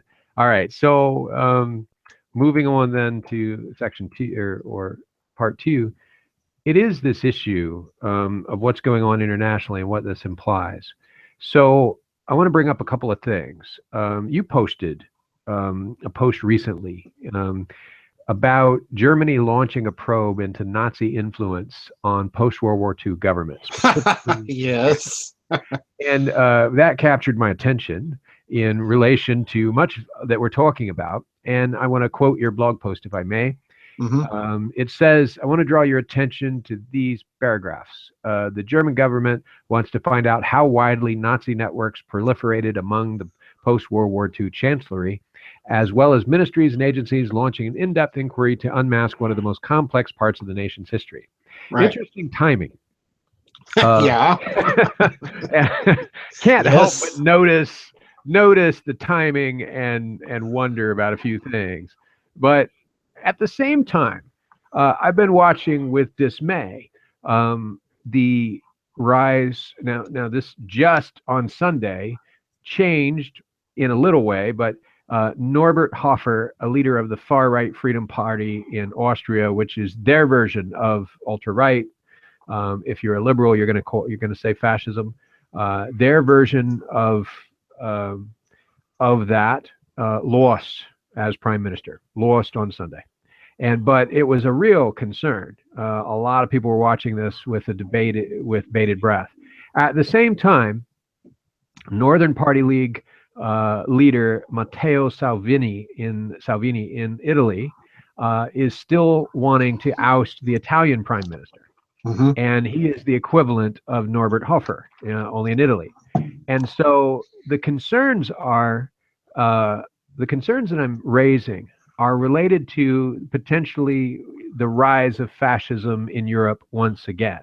It just smells wrong. It smells vaguely like, well, it smells Nazi. And as I listen to this, I read an article, I Googled a phrase, and I didn't expect to find much, and nope, I found tons of stuff. The phrase I Googled was, is Donald Trump a fascist? And what I got was an article by Slate, an article by the New York Times, an article by, almost every magazine had a title of exactly that title. And I was like, wow, that's really interesting. And of course, I think back to people like Edvard Luttwak and military, under your tutelage, I read military strategists and other people as sort of my source of thinking about this kind of thing, because this is a question, as you know, I studied political science at OU in a department that was specifically in the area of political science. My focus was foreign affairs, which is the arm that leads you into the intelligence services and everything else, which is why I quit because it just smelled wrong again. And for me, it just wasn't a fit. But in Slate specifically, there was a really cogent analysis of fascism and this question of, did we just elect a fascist leader? And I'm not trying to offend anybody, but it's a fair question. I don't care what we feel about it. I care about, does it meet the textbook definition? Is it a true thing? And then let's figure out how we feel. So Jamel Bowie argued that Trump is not a fascist for one reason, that he manifests at least 7 of the hallmarks of fascism, but not the 8th. And the 7 that he identified were identified by somebody you and I know and hold dear, Umberto Eco, the Italian polymath who wrote Foucault's Pendulum, a great book which everyone should read, and a number of other things, professor of semiotics and so on. And here are the 7 hallmarks that Umberto Eco outlined: a cult of action, a celebration of aggressive masculinity, an intolerance of criticism, a fear of difference and outsiders, a pitch to the frustrations of the lower middle class, and intense nationalism and resentment at national humiliation, and finally, a popular elitism that promises every citizen that they're part of the best people of the world. And so he adds all of this up and says, yep, there's those hallmarks. and Trump is fascistic, but not fascist for one reason: he doesn't have a paramilitary. And having just reviewed Edvard Luttwak's types of coup d'etat, that you don't need a paramilitary or a mob if you can use the arms of the state itself, I comforted myself with this analysis that I wasn't going the wrong way, because one, 7 is a lot out of 7 and out of 8, and the other is, well, the 8th remains to be seen. But then since then, somebody took a gun into a rifle into a club in Southern California and shot the place up because they said they were a member of the alt-right, and it was off of one of the sites that Steve Bannon, I guess, frequents. And they had said that this place was a place of Satanism and child abduction and all. It's a punk club. It's for punks. And it does performance art on stage and open mic night and stuff like that. And the guy went down there with a gun to, quote, investigate, like a citizen reporter. He wanted to find out it was true. Now, for those of you that are thinking about investigating something, take a microscope, not a gun. You're going to get a lot farther bringing back some DNA evidence than, don't load up and get on your horse to go investigate. That's not investigation. But that said, it occurred to me as I thought back over time that Trump does have a paramilitary. And the paramilitary is if you can use innuendo, suggestion, and inference to activate the fears and the resentments and the national humiliations, as Umberto Eco puts it, of a national audience, you can have lots of localized, apparently random acts of violence on your behalf that you are completely, you have complete plausible and actual deniability on having caused, because you didn't say go shoot up a club. You didn't say go drive your truck up next to a black woman and tell her she's going to get deported and scare her and make her drop her groceries. You just said a bunch of other things that suggested that a new order is coming in. And Dr. Farrell, I can't help but be disturbed by this, because regardless of what political party we're a member of or what our feelings are about it, you've said a couple of things. You've said that, look, the Republican Party is the party that freed the slaves, so we can't forget that. And one of the reasons that you have qualms with the Democrats is they were the party of slavery. So that implies that you have a respect for people that are different than you. And number two is that you've said that reasoned discussion, not obstinate, I hate you because I don't agree with you, or I hate you because I don't know what you think, is the way in which we solve all of this. And throughout the thread of this conversation, you've said that going to the other extreme and only getting people that are like us and agree with us doesn't fix the problem of bias, and it doesn't fix the problem of factualism and so forth. No, of course not. So as I see all of this, and I have to bring you the same question that I Googled. Based on this analysis, do I need to be worried, as I know a lot of my peers are worried, that we may have put a fascist in office, but more importantly, that what we're seeing as the wave of so-called populism, which is not a thing, it's just a thing that contains a thing, that populism is actually a wave of fascism sweeping Europe and the Anglo-American world? I'm worried about that.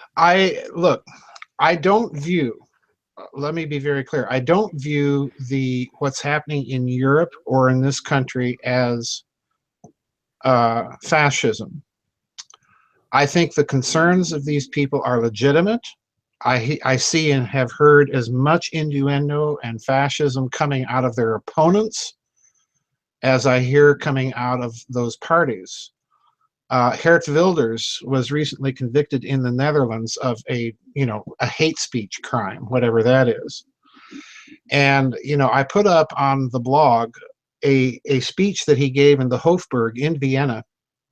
It's about 40 minutes long. Unfortunately, it's only in German. So if you know German out there, go ahead and listen to it, because he nowhere is talking about hating Muslims. What he's talking about is the supremacy of European secular law over those who want to come into Europe and impose a completely foreign, and I would argue contrary set of moral and religious values in a culture that represents everything but that, namely Sharia. We just saw the new German, I think, labor minister or something, say that Sharia law is absolutely compatible with German law. Well, tell that to a German. So I do think their concerns are legitimate. Does the danger of fascism exist in those movements? Well, yes, absolutely. Of course it does. This is the problem. But I'm not going to brand them as far right simply because they want to defend their culture and say, if you come to these cultures, if you come to these countries, then be a part of them. Don't impose or attempt to impose through sheer numbers a system of law that is, quite frankly, medieval, unreconstructed, and unreformed. This is the problem that everybody's addressing. I do see the danger in fascism in so many ways. I see it as much from Hillary Clinton and the left and President Obama as I see it from Mr. Trump. This is that homogenization that, like you, appalls me. That every solution has to be to force the opponent to adopt your point of view, or otherwise we're going to take you out. I mean, my word, the Senate just passed effectively and very quietly a bill that, as far as I'm concerned, is kind of creating the federal Ministry of Truth and Propaganda. This is the problem. We have to get out of this mentality that government is God and the solution to everything. That's part of our culture. This is the whole point of limited constitutional governments. So yeah, do I see that there's a real danger with Trump? You betcha I do. Do I have similar concerns and fears with Hillary Clinton? Well, yes, absolutely I did. Much more so than with Trump. So yeah, the danger is there, and the only thing that is going to forestall that danger is we've got, number one, to hold his feet to the fire, and number two, we have to put the Constitution and the fundamental rights recognized, not created, but recognized by the Constitution, back at the center of discussion. All right, that's problem number one. I would urge people to beware of any moves or statements from people wanting to amend the Constitution, this or create a constitutional convention. Trust this current homogenized political class with that? No way. So is there a danger? Yeah, you betcha there is. Well, I think where you and I are so far is we're close. We're not in agreement, but we're close. And which isn't the goal. I'm not trying to get I knew this would happen to you, Daniel. You moved to New York, and you've become a closet liberal. You're a closet Prague. I knew this would come. I knew this would happen. Actually, no. You're going to keep teasing me about that stuff, but I have many criticisms of the left, and I let them know it. For one, one of the reasons, arguably, the left lost is they're too nice. Don't say populism when you mean fascism. Don't say that we're concerned when you mean that you're appalled. The right doesn't have that problem. They don't hold back. They smell blood. They're like sharks in the dirty water. They go for it. The left kind of goes, yeah, but we have to be nice, and that's never going to take the Bastille. So I'm sorry, but so I have lots of problems with it. But I will say that. And the goal is not agreement. The one thing that you're saying, Dr. Farrell, which I would trot out for the Giza audience, is that Giza is not trying to create its own homogenization where there's only one point of view and all of us are having the right beliefs and the right doctrine and all of us have to adhere to those things. That is not... And dot your I's and cross your T's. Yeah, this is not the mission of the website. So actually, I'm deeply heartened that we don't agree, but that we are close on what I would consider the fundamentals, not fundamentals of belief, but fundamentals of method. So it's like if you don't agree that the scientific method, that you need to be able to replicate an experiment in order for it to be scientific, which is why we don't know the origin of the universe, because we can't replicate it, though arguably that's what the Hadron Collider supposedly does. But we can't replicate that either. We can't replicate the Hadron Collider, which makes it a little bit irrelevant that you can replicate it, So I can't verify the experiment. Yeah, it's interesting and kooky. But that's one of the problems we have, is we can't replicate macroevolution. Therefore, we can't really call macroevolution a scientific conclusion. We can call it a scientific theory, and we can say you have drawn a conclusion, sir, but we cannot say you have drawn a scientific conclusion in the sense that you have replicated turning a chicken into an ostrich into a chicken or whatever it is. So I think it's that agreement and method that I'm excited about, and I'm glad that we're having this discussion finally, and that we have been having it. I feel a big few. What, you think I was turning a fascist? No, not that. I was not. Yes, Dr. Farrell, I've been worried about the distinctly Nazi-esque trends in your wardrobe and artillery collection, and I just never dreamed it would extend beyond that.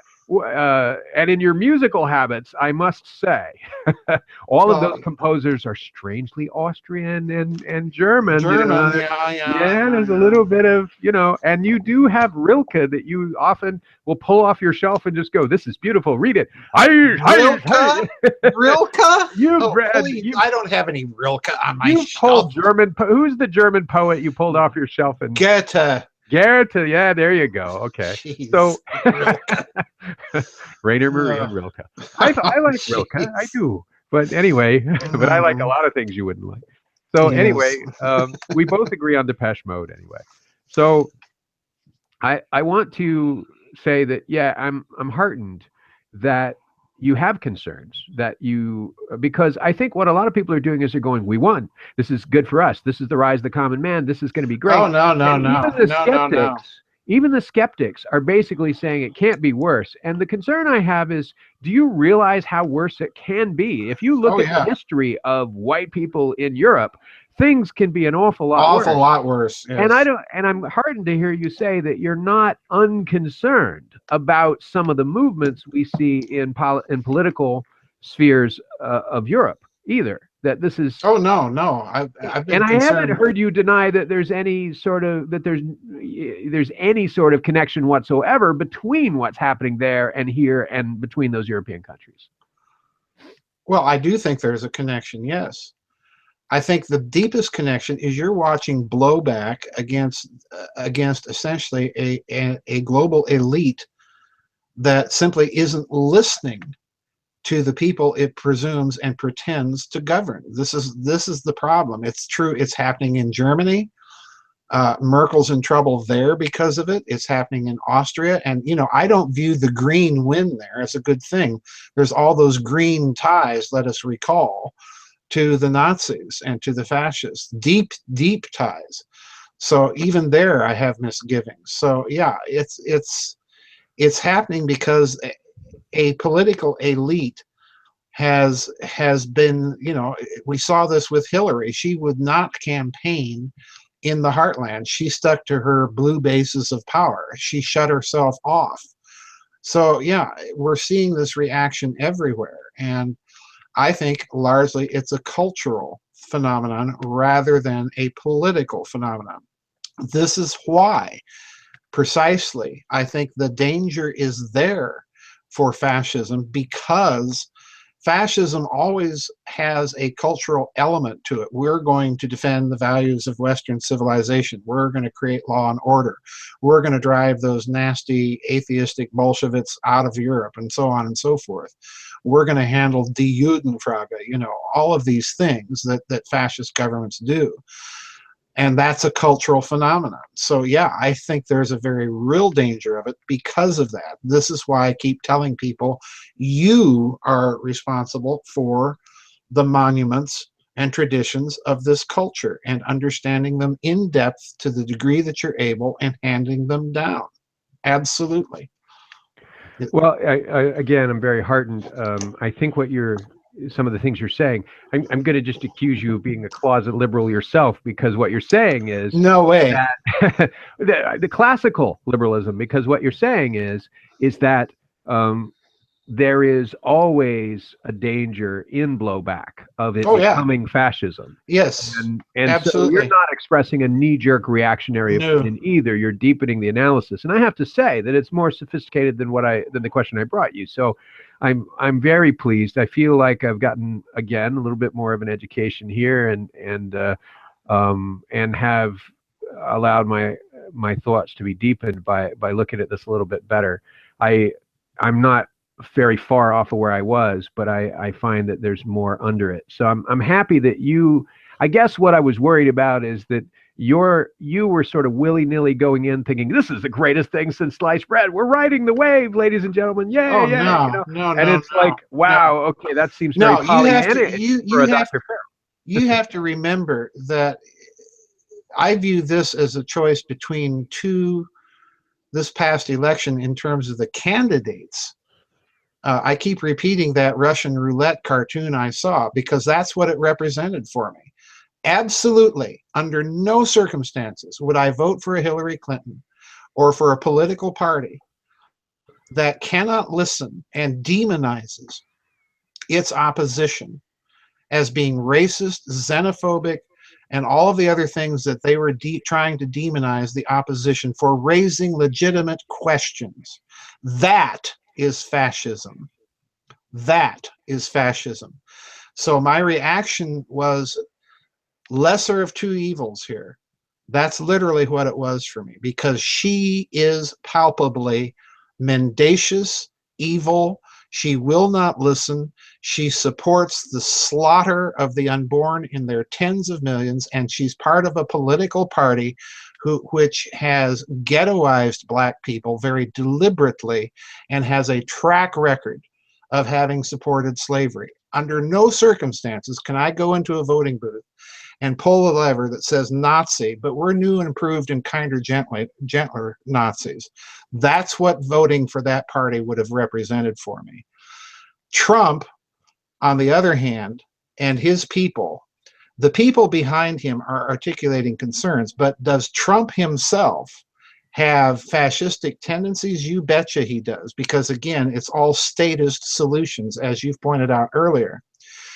Could that populist movement behind him, and I'm using the media's term there, could that easily turn into fascism? You betcha it could. Could that happen again in Europe? You betcha it could. So just because people are raising legitimate issues doesn't mean that they are inclined to deal with those issues without the use of blatant force. Is that a real danger? You betcha it is. Well, the only thing I would take exception with is I think it's going a little bit too far. It's a little bit too far to say that the Democratic Party is the Nazi party. I don't. No, but you see, no, that's not what I'm saying, Daniel. You misheard me, as I feared you would. Okay. For me to go in and pull a lever for a party, say the Nazis, that have been in existence, done the things that they've done. I thought you were saying for me to go pull No. the lever on the Nazis. Okay. Yeah, no. For me to do that and believe them at their word, well, that's in our past. We're all okay now. This is what my problem has always been with the Democratic Party, is the track record. The ideology is still there. And that means I cannot, in good moral conscience, support them. Do I think that they're Nazis? No. No. But they do have the moral issues, and they have never owned up to them. They have pursued policies that have basically continued that whole, to me, festering pustule of a point of view for the world. I cannot, in good conscience, ever support them. Well, this is a commonality between both political parties that ultimately absolutely none of them own up to their crimes, whether we're talking exactly about Hiroshima exactly. and Nagasaki, and that was or whether you're talking about Reagan's secret wars in South America and Operation Condor. Not just that, but the invasion under the Republicans of Iraq and the slaughter of the Iraqis and Afghanistan. Afghanistan and Serbia, and whether you're talking about the Native American genocide or even what's going on with Dakota people. I mean, you cannot, because you disagree with somebody, or the Chicago police riots, you can't, because you disagree with somebody's politics, or you feel that they're against something that you really think is important, or against the industry you like, that doesn't give you the right to turn the billy clubs on them and beat them down and frame them and lock them up for long-term under federal loopholes, lock them up for long terms without recourse. Bingo. So this is the problem, is that our political parties.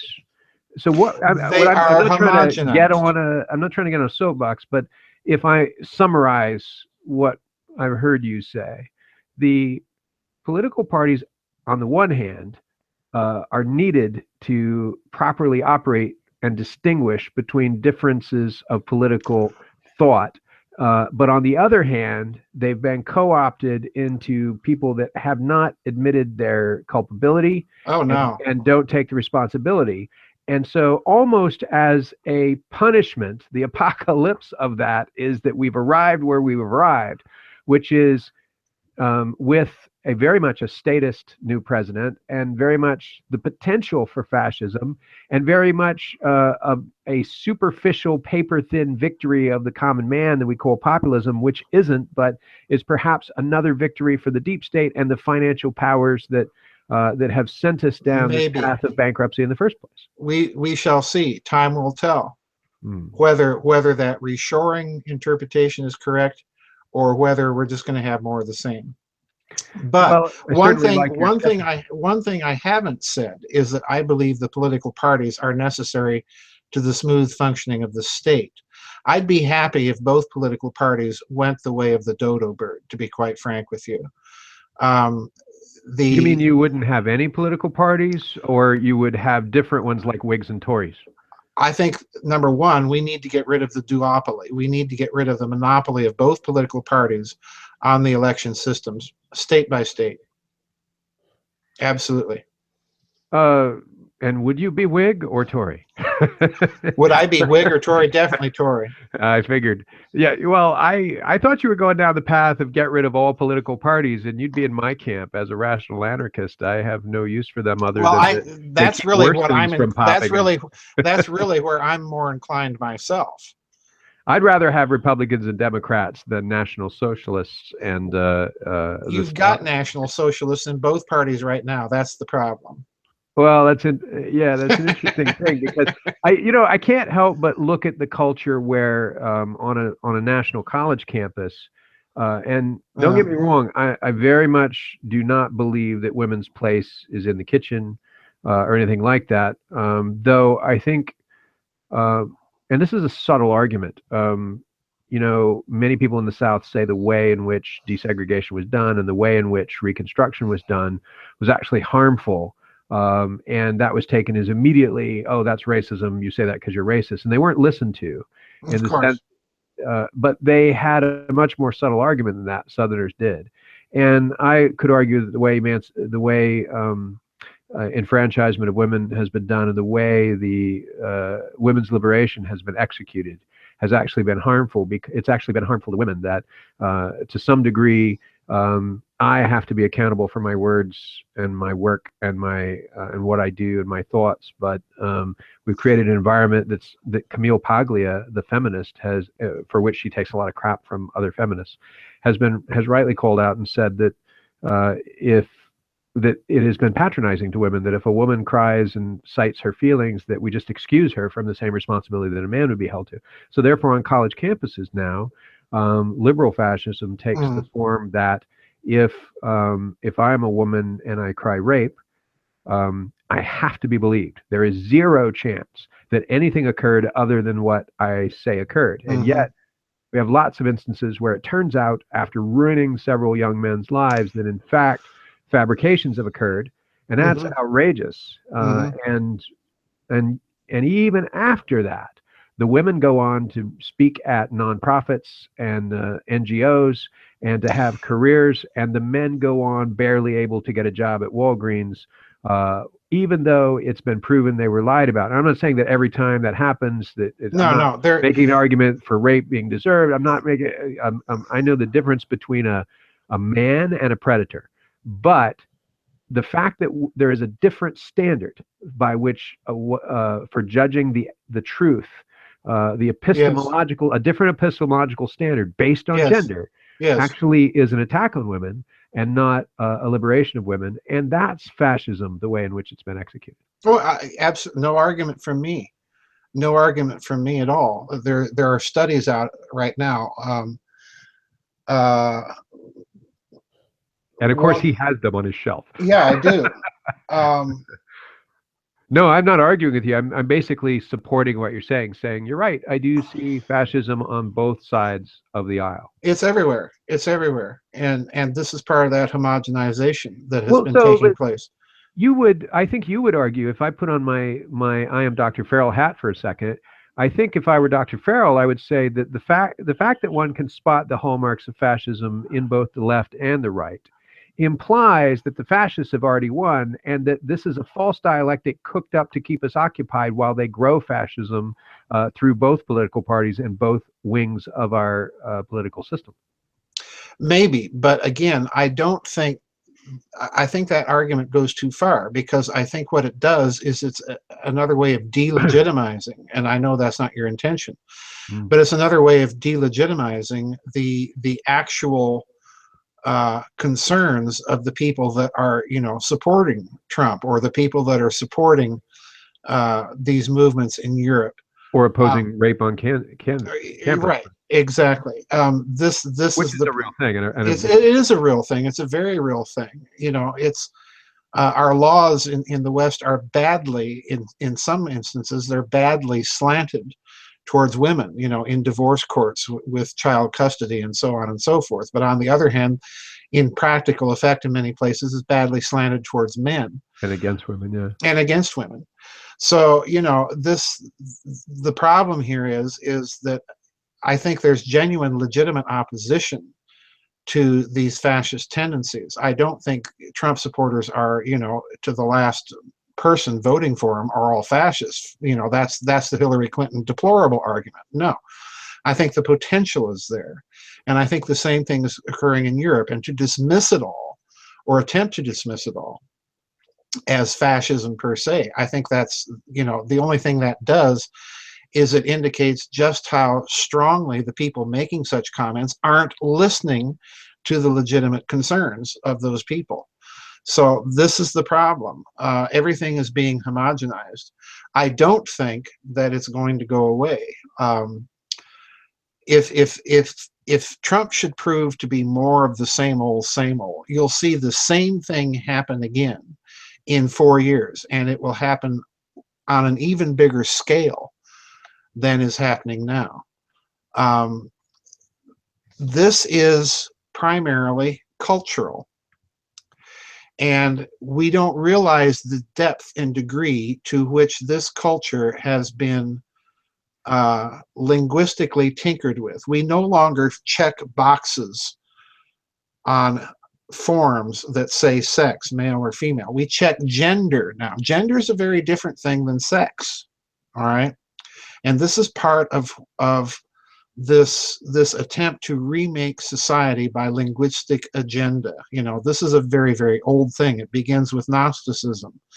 So it's a very old thing. People have to start getting back into the roots of this culture and what was done and why it was done. I don't know how else to put it. You know me well enough to know I'm an arch traditionalist. And this is the problem that people are trying to live with, is they're living with a managed culture, and it's not working. This is the problem. This is why you're having the reaction that you're having. It's not just manifest in Hillary and Trump. It's going on with Merkel. Hollande in France isn't running for president again because he knows he won't win. So it's everywhere. It's not just confined to this country. Well, I said that there's only 2 segments to the show, but I usually reserve a few questions that are sort of random, wind down questions that either piggyback on what we said, or were things I was thinking this week and I won't get a chance to ask you again. And so I have just a handful of those, and then we can wind it down. So the first one is there such a thing as fake news? And I mean, I know this is a rhetoric, because you're going to go like, yeah. But that's become a meme now. So that's why I'm saying, is there such a thing as fake news in the way that the meme is going? And are there such things as facts?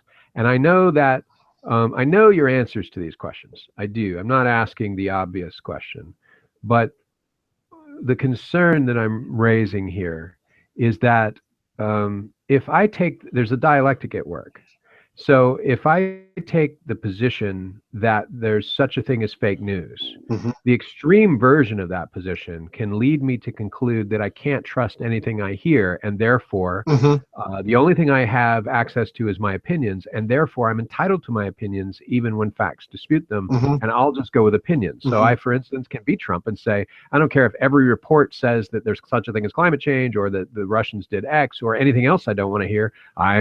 I go with my beliefs. And indeed, Newt Gingrich and other people this year said it really doesn't matter what the facts are. Everybody has their own facts. In fact, Trump's campaign manager said this right after a debate. Facts don't really matter because everybody has a different version.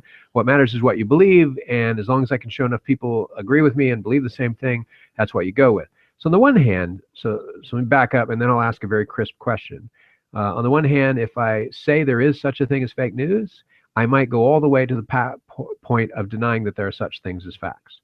On the other hand, if I say that there are such things as facts, then the problem I have with, wow, there's facts is now there seems to be little room for a different analysis.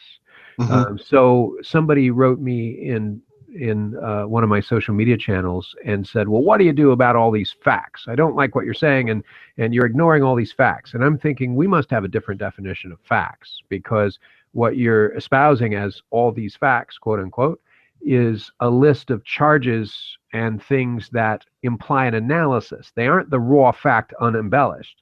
They're Hmm. they are a bit of data surrounded by a whole lot of analysis. Right. Hillary Hillary's foundation did X, Y, and Z, and I'm like, okay, so that's a conclusion you've drawn, not a fact, and there's a distinction between a fact and a conclusion based on analysis. So we seem to be caught in a dialectic where damned if we do, damned if we don't. If we deny that anything is untrue, that there are fake news, we're stuck in one place. And if we insist that some things are true, we're stuck in another. So I bring it back again, Dr. Farrell. Is there such a thing as fake news? Are there Sure. such things as facts? And Sure. how can we navigate this in a world where it says coming to these conclusions that they're mutually exclusive? The first thing is there are underlying both the answer. Are there such things as fake news? Yeah, sure. Are there such things as facts? Yeah, sure. What underlies them both is the essential thing. Is there such a thing as free speech? Yes. Can that free speech be deliberate disinformation? Yes. Can it be deliberate disinformation from the corporate controlled media? Yes. Can it be deliberate disinformation from the free and independent media? Yes. Can all of these things be facts under analysis? Yeah, of course. The issue is free speech. If you're worried about fake news or the alt-right news or whatever, then you're really worried about free speech. I'm not in favor of subscribing to the New York Times. I wish I didn't have to pay cable television companies for cable television that I don't use so that they can turn around and make donations to Hillary Clinton or Donald Trump. I would rather just watch TV and not have any of my money go to either one of those. And I'd really rather have the freedom not to have to pay for services I don't use. But am I trying to put the New York Times or the Washington Post or Alex Jones or whoever out of business? No. No. That's the mess. Free speech is always a mess. What I fear is behind all of this talk about fake news that's being driven as a meme is literally an attempt to shut down free speech. And that horrifies me. It horrifies me that the Senate would even pass a bill labeled something to the effect, if I remember correctly, the Anti-Disinformation and Propaganda Act, or whatever it was called. I don't know. But, whenever they pass a bill that has in the title that something like that, or Patriot Act, or so on and so forth, I tend to think that the bill is for the exact opposite. So yeah, freedom of speech is key here. Fake news is a meme that I think is real. I think there is such a thing as fake news, but I fear that when people are talking about it now, that what they really mean is we want to shut down certain people and deny them the access to the internet and so on because we don't like their ideas, and that's anti-free speech, and that's fascism, like it or not, and it's communism, like it or not. What do you do, though, about, we've discovered that some things are outright fabrications, quite a number of things. In fact, this election is unprecedented in the amount of absolutely fabricated information. In fact, we've found organizations that are paid and hired to create that information on the web, and some of them are doing it just literally for fun as an experiment. They're just privately funded, and they're like, oh, what can we get people to distribute?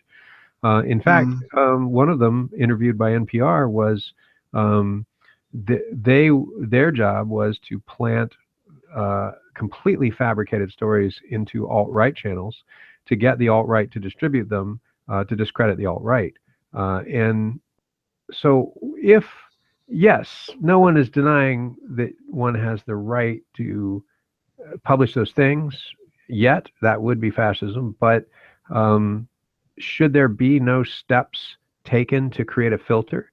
Because you and I grew up with Walter Cronkite, and Walter Cronkite, the thing about him was trust. It may not have, everything we heard about Vietnam may have not been accurate, but it was not Walter Cronkite's intention to lie to us. And what we had back then was a confidence that you could turn on the nightly news and you may not be told everything, but you were told the truth. And now there's no confidence left anywhere that anything we hear is reliable. I know what you're saying, but I disagree that we were being told the truth. I think, I think all along the problem with the corporate media has been that to a certain extent they've been shills for the powers that be. Yeah, there was a trust factor to Walter Cronkite. That's all I'm saying is in principle, we were being told the truth. In principle, yeah, in principle, that's what everybody thought. But, even that soon became a problem with the Kennedy assassination when the mainstream media just would not look at all the problem that researchers, and back then we didn't have the internet, so you had a bunch of people banging out stuff on their typewriters and sending it off to a publisher and having it published from some small little publishing house, and you'd pick these books up, at the drugstore or whatever. It was very different back then, and of course it was very easy to marginalize those people. So you had people like Cronkite and Chet Huntley and all these people, Frank Reynolds, pushing the Warren Report. So to a certain extent, the trust factor began to degrade right there with Kennedy and with the Warren Report. The only way that we can get back to having that kind of trust is for people to understand, once again, that they themselves are responsible for what they hear and what they think about it. And hopefully they'll use a modicum of reasoning and logic to parse through what they're hearing. So, again, for me, this is a cultural phenomenon. I've never really been all that trusting of the mainstream media, to be quite frank with you. I've been a narrative questioner most of my life because I was a boy, lived through the Kennedy assassination, and even as a boy, I knew that what the official narrative was a bunch of hooey. I remember sitting at the dinner table when the local newspaper published excerpts of the Warren Report and showed that diagram with the magic bullet, and I just turned to my dad and I said, "Bullets don't do that, do they, Daddy?" And he just shook his head, "No, they don't." So it's been with me all of my life. This mistrust of standard narratives and mistrust of corporate controlled media. So again, it's up to us as individuals. This is the problem of free speech. We've got to preserve it. I don't know if I'm addressing your question, but this is my reaction to it. I've never been a subscriber to any major newspaper. I don't want to be a subscriber to any major newspaper. I don't use that much television or radio, and hopefully I've maintained some degree of independence and independence of thought because of that.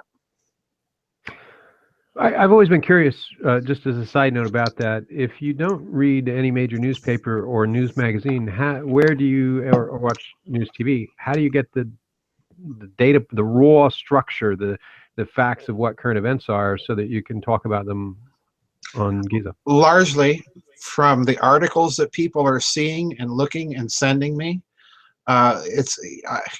I've said many times, it's almost a tidal wave of emails every day of articles, and I appreciate it. I'm not complaining. It's interesting to see what people are watching and looking at and what they're pulling, and a lot of it's from mainstream sources. But I don't sit down with the idea that I'm going to watch MSNBC tonight or Fox News or CNN or whatever. I really just don't like television media. I never have. I'm a reader. Occasionally I'll listen to radio, but even that, is so jaundiced anymore. Mostly I'm a reader. So you heard it here, folks. Dr. Farrell, you're not sending him enough emails and articles. He prefers an avalanche, and so far it's just a trickle. Oh, jeez. So be sure. No, I do appreciate the articles. I really do. No, I do, because it shows me, I get articles from people all over the world, from our members and from subscribers, and it's coming from all over the world. And, this shows me what people are looking at and what they're interested in. I'm not going to get that watching Fox News and Megyn Kelly or Colbert or whoever. I'm going to be told what to think rather than interacting with other people and what they're looking at. That's all right. I'll watch Stephen Colbert and John Oliver for the both. Yeah, you do that. And I'll read New York Magazine and the New Yorker you do that. and the New York Times. Anything else that comes out of New York, Gossamer. Yeah, you can have them. You can have them. And I made sure that we canceled out each other's votes, so because it's better that neither of us have an impact on the political system. Oh dear. Not really. So, all right, a couple of more things, and again, we're just winding down with random questions. So when you want to call it, we can call it. I have a question about Islam. I have a question about Islam, a question about Hawaii, and a question about Obama and JFK. Those are my questions. So wait a minute. Islam, Hawaii, and Obama and JFK. All right. So here's the question about Islam. Okay. So the current argument at hand about Islam is that it is an existential threat to the West, our way of life, you and I as people who are not Muslim. That is the current justification for a lot of policy that is being advocated on behalf of what could be called the alt-right, certainly a lot of anti-immigration policy, a lot of policy around ISIS and terrorism and so on. And my understanding, I'm only bringing this up today because I'm emboldened by bringing up many other things. But to me, this has been the biggest point of divergence with you and I, that I do not consider Islam an existential threat, and I think that you do. And so I wanted to ask you about it. My concern in positioning anything as an existential threat to you and I, our families, our religion, our country, and our way of life, our culture, is that once you do that, you are doing two things. You are saying that, I don't mean you, I mean the rhetorical you. I mean people. So once someone does that, it makes the issue monolithic to the point that it sires the doctrine of perpetual warfare. So once drugs become a monolithic problem, we have to have an endless war on drugs that is still getting an issue today, for goodness sake. Right. And God, do we have so many other things we could be focused on. But and then if you tie drugs to terrorism now, it's just, there you go. You bought us 50 more years. So I'm concerned about the outcome of declaring anything an existential threat. I don't feel existentially threatened. I don't believe that there are existential threats. I don't even believe an asteroid that destroys the planet's an existential threat, or the resurgence of Jurassic Park. Got it. I can hide and I can leave. There's lots of things I can do. But the other issue that seems to be in place there is that it seems, once you declare something an existential threat, it seems to license the obliteration of distinctions. By making a thing monolithic, if we say that communism is an existential threat and we put something out there like the domino policy, then it licenses every war crime, every melee massacre, everything, Nagasaki and Hiroshima, any kind of, that obviously is not Vietnam, but anything that we can come up with that we can do in the name of opposing an existential threat, all moral bets are off. You can license any behavior. You can license war crimes. You can license gulags because you've declared something an existential threat. So I find it almost uncivilized, almost an act against reason to declare a thing an existential threat. And the last part of that is it grates me as the classical conservative part of me. You know, I'm half classical liberal and half classical conservative, and the other half is anarchist. And the classical conservative part of me says, how dare anyone say that I have to sit on my butt and wait to be given a job? How dare anyone doubt my self-reliance, my own empowerment, that I don't want to feel disempowered. And when somebody says that, hey, there's this existential threat, walk around, be afraid, duck, hide, do something that you don't believe in order to squash it, I'm offended morally, because I believe I'm strong enough, and I believe that I'm powerful enough, and the people like me are powerful enough that we don't have existential threats. So, and that is where I cross over into what I'm hearing the left say. The classical liberal part of the left that's still a little bit there is saying we don't have existential threats. Our better selves are saying that. So my question to you is, do you really think Islam is an existential threat? And do you think there are existential threats? And do you think there are problems with this notion that there is such a thing as existential threats? Well, boy, the way you phrased the question, no, I'm serious here. The way you phrased the question, any answer that I give, I'm going to sound like a fascist. No, I'm not trying to make you sound a certain way. I'm sorry if that. No, but that's my observation. I have tried when dealing with the issue of Islam to get people to understand the difference between Muslims and Islam itself. And Islam, as far as I am concerned, is an existential threat to everybody who's not Muslim. This is part of its core conceptual ideology. Now, we can paper it over, we can refuse to address it, we can say that it's not there, we can stick our head in the sand, but this is the problem with Islam. It is part of its religion. It's an unreconstructed, unreformed, Old Testament medieval barbarism.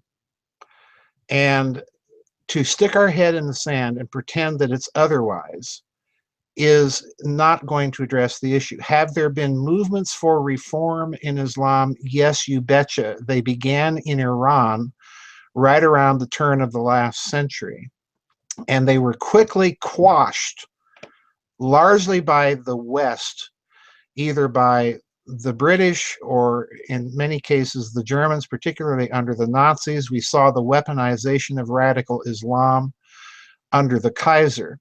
But we need to be careful about even using the phrase radical Islam. Radical Islam are simply Muslims that are taking their own religious doctrines seriously. So in other words, perhaps it's better, rather than to call it an existential threat, to call it a conceptual threat, because the basic core doctrines and tenets of the religion, and I make no bones about this, and it is not for negotiation with anyone, the basic core doctrines of that religion are absolutely antithetical to our civilization.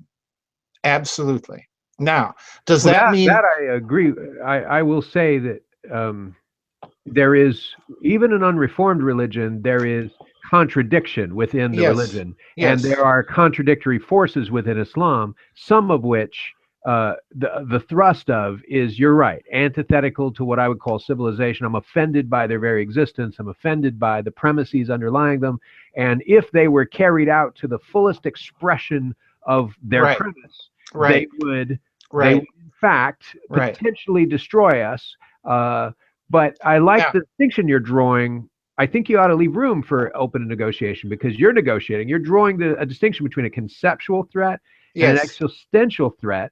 And after I'm drawing all, the I'm distinction sorry, between. I'll stop. You go ahead, but I want to come back on I'm this. drawing the distinction between person and nature. The nature of the thing itself, conceptually, is absolutely antithetical to the values of Western civilization.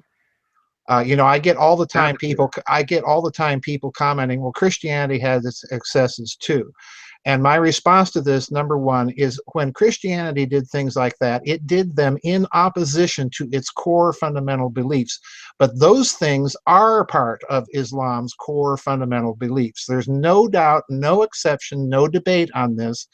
If you disagree, go read the scholarship of Ibn Warraq, a former Muslim who's published many, many books and articles about what the fundamental problem with Islam is. But that said, we also have to recognize that there's 1 billion Muslims in the world. I used to say this on George Ann Hughes' show, and those 1 billion Muslims are not all clamoring to come over here and cut off our heads. You know, Or I'm maybe sorry. your head, but not Well, not maybe mine. my I'm head. okay. You know? Yeah, but you know, this is an absurdity. So, you know, my quibble isn't with the ordinary Muslim. My quibble is with the religion that would say that they can pretend and lie to advance the cause of Islam. So in other words, even the moderate Muslim is put under a pall of suspicion by their own religion and by the conceptions of that religion. So in other words, when I say there's no negotiation, what I mean is there's no negotiation on what the core fundamental tenets of the doctrines of Islam are. They're there. There's nothing we can do about them. But can we negotiate with moderating Muslims that understand there's a problem in their religion and want to correct it? Yes. And my big beef, particularly with the Republic thugs out there, is that we have been pursuing a policy, not just since 9/11, but even before that, of dealing with the most radical elements within that culture and fostering those movements rather than reaching out and talking to the voices for reform in that religion. And this, like you, this offends me deeply and morally. You know, I place as much blame on the elites of the West for their policies vis-a-vis Islam, all the way back to World War I, as I do on the radical Muslims themselves. Because what has been shut out of the picture are those moderating voices for reform within the religion and culture itself. I mean, my word, we have Muslim doctors, we have Muslim physicists, we have Muslim biologists, and so on and so forth, and they're in the West and they're working over here because they couldn't do it in their own oppressive culture. These are the people that we have to quit demonizing, number one, and number two, try and promote them and have some sort of conversation with them, and yet they're being shut out of the discussion altogether. And we see a bunch of nonsense in the mainstream media about the compatibility of Sharia with German law, you know, and stuff like this, and a refusal to address the fundamental core issues. And those fundamental core issues are the central concepts of Islam and how the religion developed. There's a body of scholarship out there that the corporate controlled media in the West won't even evaluate. And that body of scholarship has even gone so far as to suggest that the whole religion, the whole idea of a person named Muhammad creating the religion, it's not there. The religion is created by caliphs who are intent upon creating a system of governance through terror and conformity. So, you know, we need to bring this out into the mainstream. That's what I mean by an existential threat, because the threat of the religion is to the adherents of the religion itself, who have more moderating views and tendencies, because you never know by the core tenets of the religion whether they're adopting a pose or not. That's the problem. Well, this is clear, so much clearer. So I feel a little better. I was worried at first because when I heard no debate, no room for discussion, what I've always thought you meant is if anybody says anything different, Dr. Farrell's going to get really upset. And No, no, no, I'm like, no. okay, I'm the What hat. I don't want to get hit with the hat. What You I mean that it's a fact that that any reasoned analysis of the premises of the religion will come to this. You don't mean that you're not willing to back and forth it a little bit. Okay. So I heard that ages ago, like more than a year ago, and I was like, okay, I can never talk about this again because I have different thoughts and I want to be able to explore them. And the other thing that I'm hearing you say is you're drawing a distinction between, certainly, I knew that you drew a distinction between Islam and Muslims being an existential threat. I wasn't sure if you drew a distinction between militant Islam and Islam being an existential threat. You went the less liberal way, and so I'm actually pleased by that, because I heard you say Islam is, and then I heard that where you drew the distinction is between the premises of and tenets of the religion, and more importantly, it as a political force. Because I would say it's not just the people. The argument being the three things being conflated by people are not just the people and the religion, Muslims and Islam, but they're conflating Muslims, the people, Islam, the religion, and political Islam, which is a political force. And the same thing happened with Sinn Féin in the 1980s in Ireland. People argued that Catholicism was dangerous because of what the IRA was doing, and that's not quite fair. You got to distinguish between political Catholicism, the religion, and Catholic people. So I was really glad to hear you. But let me make an interjection. I would argue that in the fundamental tenets of Islam, there is no distinction between the religion and politics. In the tenets, but not in actuality. In reality, we do have people. In reality, you have just the political arm who really don't care what their religion says. They're using it. Certain sheikhs. Yeah, sure, of course. Imams. Yeah, sure, of course. And you have the same problem with this is my point. You study the scholarship on the religion, and you quickly discover that it may have arisen as precisely a cynical movement. This is the whole problem. There's one Islamic scholar, I again, watch those webinars on Islam, Daniel. I did those for a reason, partially so that people would understand where I'm coming from when I talk about it, because there's so much confusion out there. But even the statements of inside the Dome of the Rock, when you get right down to brass tacks, those aren't really Muslim statements. Those are heretical Christian statements when you really read them. So in other words, the origins of the religion itself are even badly obfuscated by the religion. So you have to distinguish the thing from the people. This is the problem that alarms me about the Western press, because they're not able to make that crucial distinction. No real insight is given into the problem, and therefore the problem becomes all Muslims. Okay. Well, I've got a couple of responses to that. So one, I'm very comforted by our discussion. Again, it is not the goal for us to homogenize and you and I to fully align on all thoughts, but or for anybody else in our audience. I'm surprised that you would think otherwise, that I had. Well, but it's just misunderstanding the language. It's not understanding exactly what you mean. And if the meaning sounds like it's cutting off conversation, then I can't explore that. And I want to preserve our relationship, and I want to preserve the soundness of the member community and everything. So I'm calling this the elephant in the room holiday episode, because there are all these elephants that we're getting out of the way. And I'm like, that's what he means. That's what he's saying. And I think I can't be the only one. There have to be some people that are more silent watchers who agree with a lot of what you said, but may have misinterpreted many of those things. So I'm really I want to be the catalyst for getting clarity. Be very clear here. there is always an absolute distinction between the tenets of a religion and the people practicing it. Everybody has their Rasputins.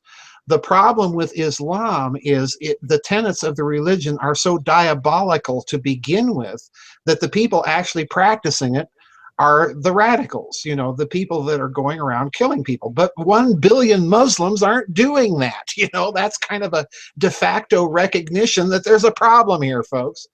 Well, you know, you're my Rasputin, and this is my other Rasputin. Please. I have one of you. I'm going to get a Dr. Farrell bobblehead. No, I have you're to not. have it custom made. And you I know, want one on each shoulder. No. When I'm thinking, how do I solve our problem? Should I listen to Bill? I don't know what I would do. Or should I listen to Dr. Farrell? No. But I don't want to be on the same shelf with Bill Clinton. I'm sorry. No. Well, thank in you. the course of this show, I've ordered an Obama and a Hillary, so they're coming. Oh, please. They're en route.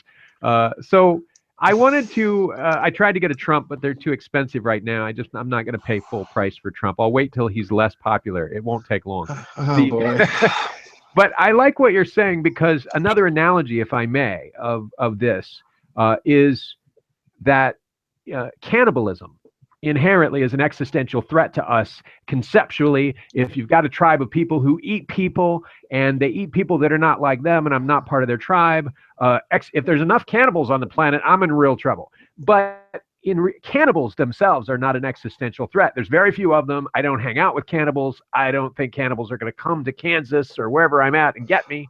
So in the end, I get what you're saying about an existential threat. I am disturbed now that what you're saying, what you mean by an existential threat, and the language that you use when you say that is not what many of the alt-right and even the alt-left mean when they say existential threat. That they're using it to conflate person and nature, and indeed the political side of things. And you're talking specifically about the nature of the thing. So I'm concerned about the confusion of the rhetoric. And I'm also interested in something you said, which is that even a lot of people in Islam say, yes, we have this problem, and they're the voices for reform, that we have this contradiction within our religion, and that because it's an unreformed religion, you're not necessarily saying that the Reformation, for instance, Martin Luther, was a good thing. You're saying that because there were always movements for reform, even within the original Orthodoxy, but you're saying that that a completely unreformed religion where there's no room for disagreement, no room for movement, right, static, right, and absolute, that it is inherently that monolithicism, if you will, within the religion that creates the conceptual existential threat.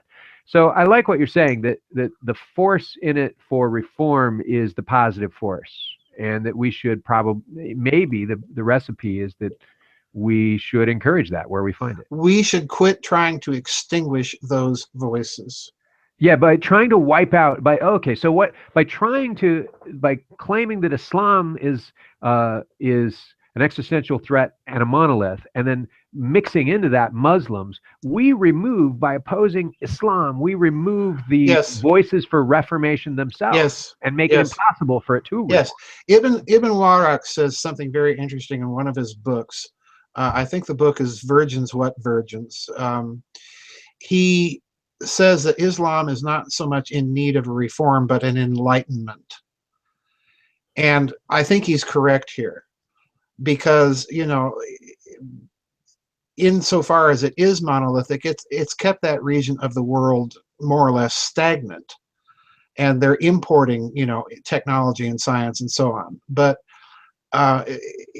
certainly, I don't think either one of us wants to live under the Ayatollahs, or wants to live in Saudi Arabia, or places like this. But the real problem is, Daniel, we've watched the Arab Spring, which had a lot to do with I'm assuming your candidate. But anyway, couldn't resist. But we've watched the bobblehead will be here soon. You know, I need to get them back together. What virgins? Please.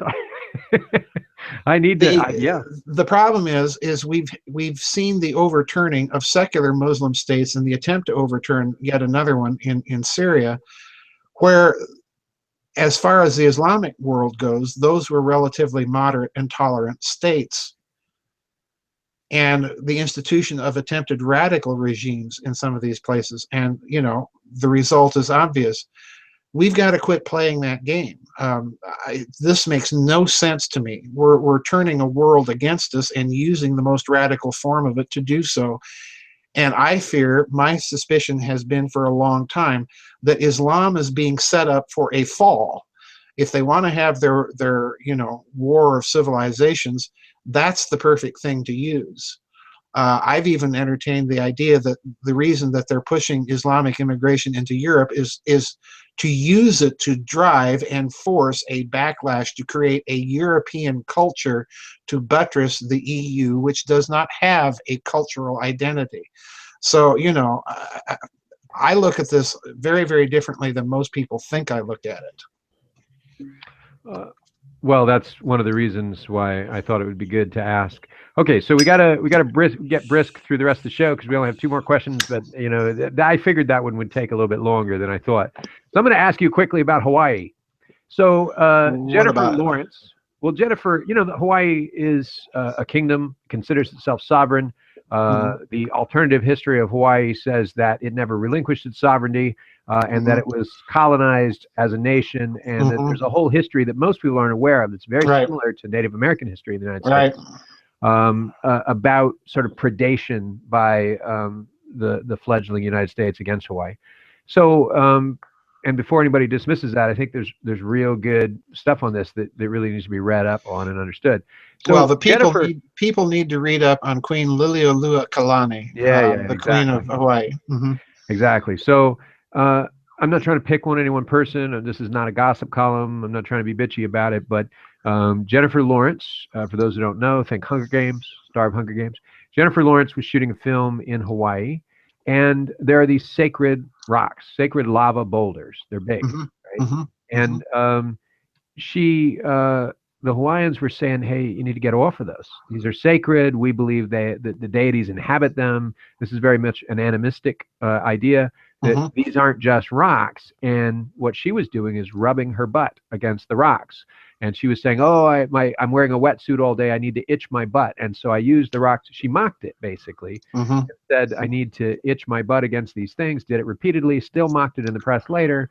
And in fact, one of the boulders dislodged and nearly hurt some people. And she joked that she dislodged it with her butt. And so on. It just kept going on and on like it was a thing to be mocked. And there was an article I read that said, look, this stuff, this tiki kitsch that's out there, the little hula girls and the little cutesy statues and things like that, that you do that to a culture when you want to minimize their claims to sovereignty, when you want to reduce it to a comedy routine. Nobody can take seriously, the article said, your claims that you have a high culture that is, or at least a culture that's worth saving, that you have a claim to sovereignty and a right to preserve your culture in the same way that many people in the alt-right say that we're preserving our culture, or people in France and Italy are saying it. That kitsch undermines that. If you just put monkey ears on things, you're mocking that. And I'm often appalled by people who want to preserve their own culture. They just don't want anybody else to do so. And I see that. And something I saw today made me think about this and want to bring it up to you. So I saw that article yesterday or 2 days ago over the weekend. And then I was looking for my Obama bobblehead. And in the process of looking for my Obama bobblehead, I found a couple that were really offensive, monkey ears, things like that. And I don't know who makes this stuff, but they ought to be ashamed of themselves. This stuff is beneath us as part of political debate. But one of them had Obama playing a ukulele and wearing a Hawaiian shirt. And so they kitsched him up, and it arguably is both a subtle form of bigotry against Obama and a subtle form of bigotry against Hawaii. And here we are in the midst of a question about nationalism versus internationalism and precisely cultural sovereignty. You cited Putin, and when you come to Russia, you speak Russian, or you learn if you're going to live here. My question to you is this. I think a lot of people don't know enough about Hawaii to, it's a tourist destination, like many third world places that we treat as Jamaica. We never see the immense suffering, the people working in corporate GMO trailers in those countries. We stay on the blue water side of the island where we're brought Mai Tais, and we don't listen to the claims of the mestizos and the other natives in these countries. And so my question to you is, am I just being a New York Hillary liberal, or is there anything to the Hawaiians' claims, one, to have a sovereign nation and a kingdom, and two, to having a sovereign culture? And is there anything to the claim that we've undermined those? Well, I think absolutely there's something to those claims. If you study the history of how Hawaii was basically added, annexed, it's very, very clear that a coup basically was launched against Queen Liliuokalani. It's a hard name to pronounce. It's even harder to spell, but I think that's true. And would they have their own indigenous culture? Sure. I think quite frankly, a lot of their opposition to GMOs in Hawaii has been precisely because of their culture, as much as anything else.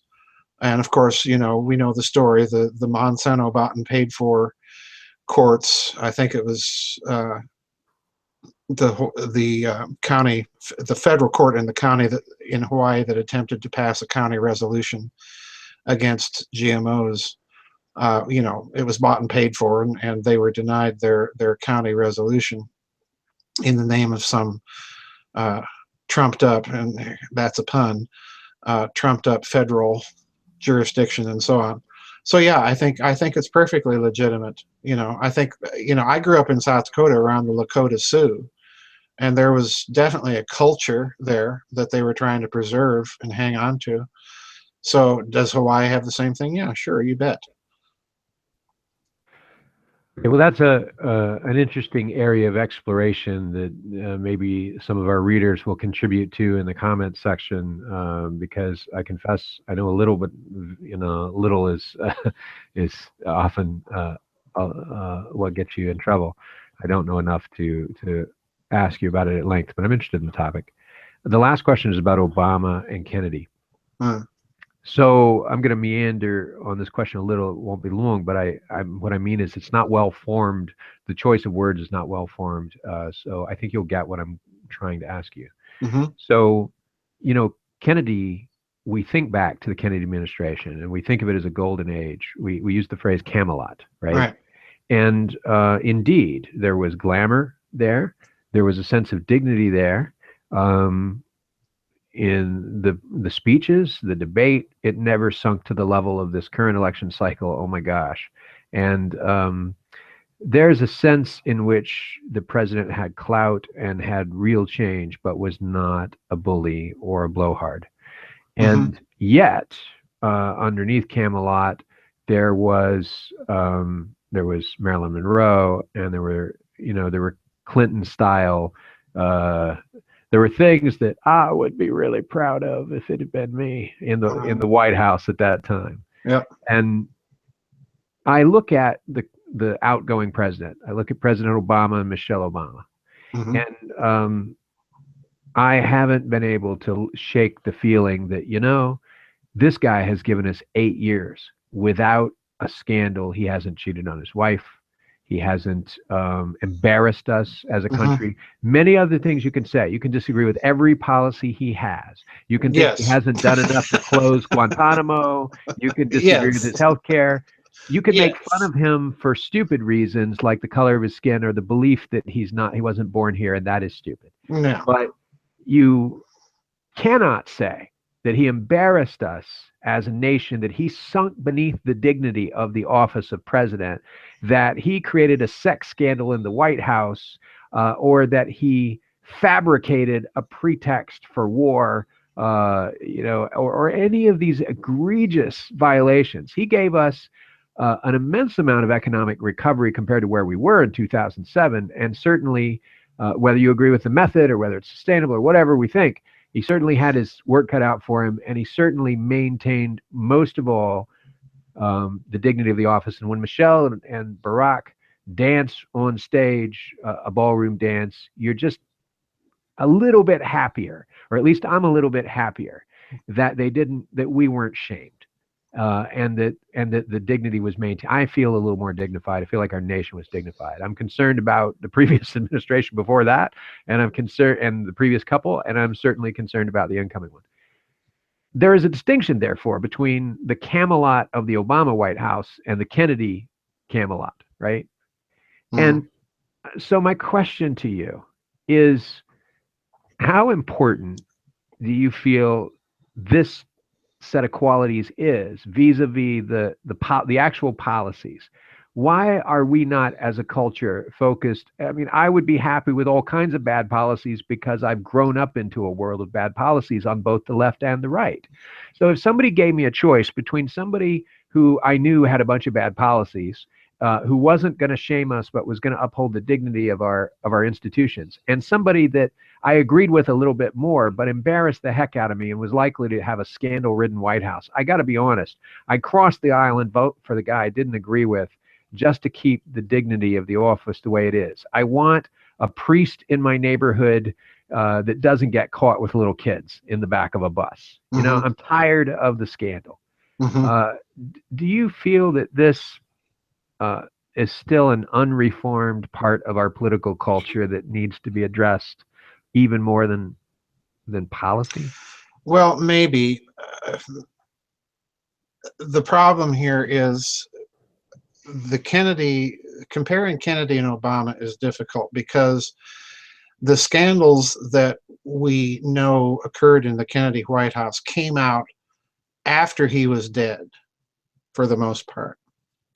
In other words, they were going on at the time, but the media was not reporting on them. So we don't know whether or not the same sort of arrangement has been in place with Obama. It may emerge down the line that there were such scandals in the Obama White House, but the media kept it quiet or didn't report or whatever. We don't know. The dignity issue here, Daniel, is difficult for me because I have absolutely nothing good to say about most of Obama's policies. Even the dignity issue at times, I feel like, again, I didn't find much dignity in some of his remarks during the campaign. But it is true that he did keep a certain, let's say, rhetorical poise about him for the most part. That we haven't seen in a long, long time. But dignity has never been, for me, a deciding issue. I voted for the first time in this last election in a long time, simply because I viewed the mendacity and the viciousness and the rhetoric with which I was being attacked by her as to be so over the top and her anti-Russia hysteria as being so over the top that she had to be kept out of any more positions of power. But it was not an enthusiastic choice on my part. But whether or not Obama is going to preserve that dignified air remains to be seen. For the moment, I'd have to agree. But then again, like I say, we didn't find out about all of these things going on in the Kennedy White House until long, long after he was assassinated. So we'll see. Well, in addition to dignity, I suppose, I've been watching a lot of West Wing again. It's comforting for me. It brings back a time where I can watch real people and understand their real concerns. And I don't agree with everything, but I still feel it's just a nicer time. It's like the Walter Cronkite era of news. It may have been that what was coming out of Washington and what we were picking up about the news of Vietnam was very it wasn't the whole story, but I still liked the dignity of the show and the man and the premise, just as much as I like the dignity of the Dick Cavett debates rather than what we have now, the sort of Jerry Springer type environment. Yeah. But it was funny that in West Wing, Martin Sheen plays the president, and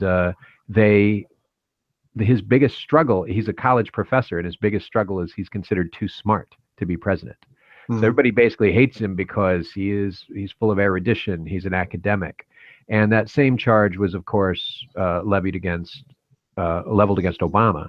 And I wonder about that as we bring in Donald Trump, and as we look at the other both candidates.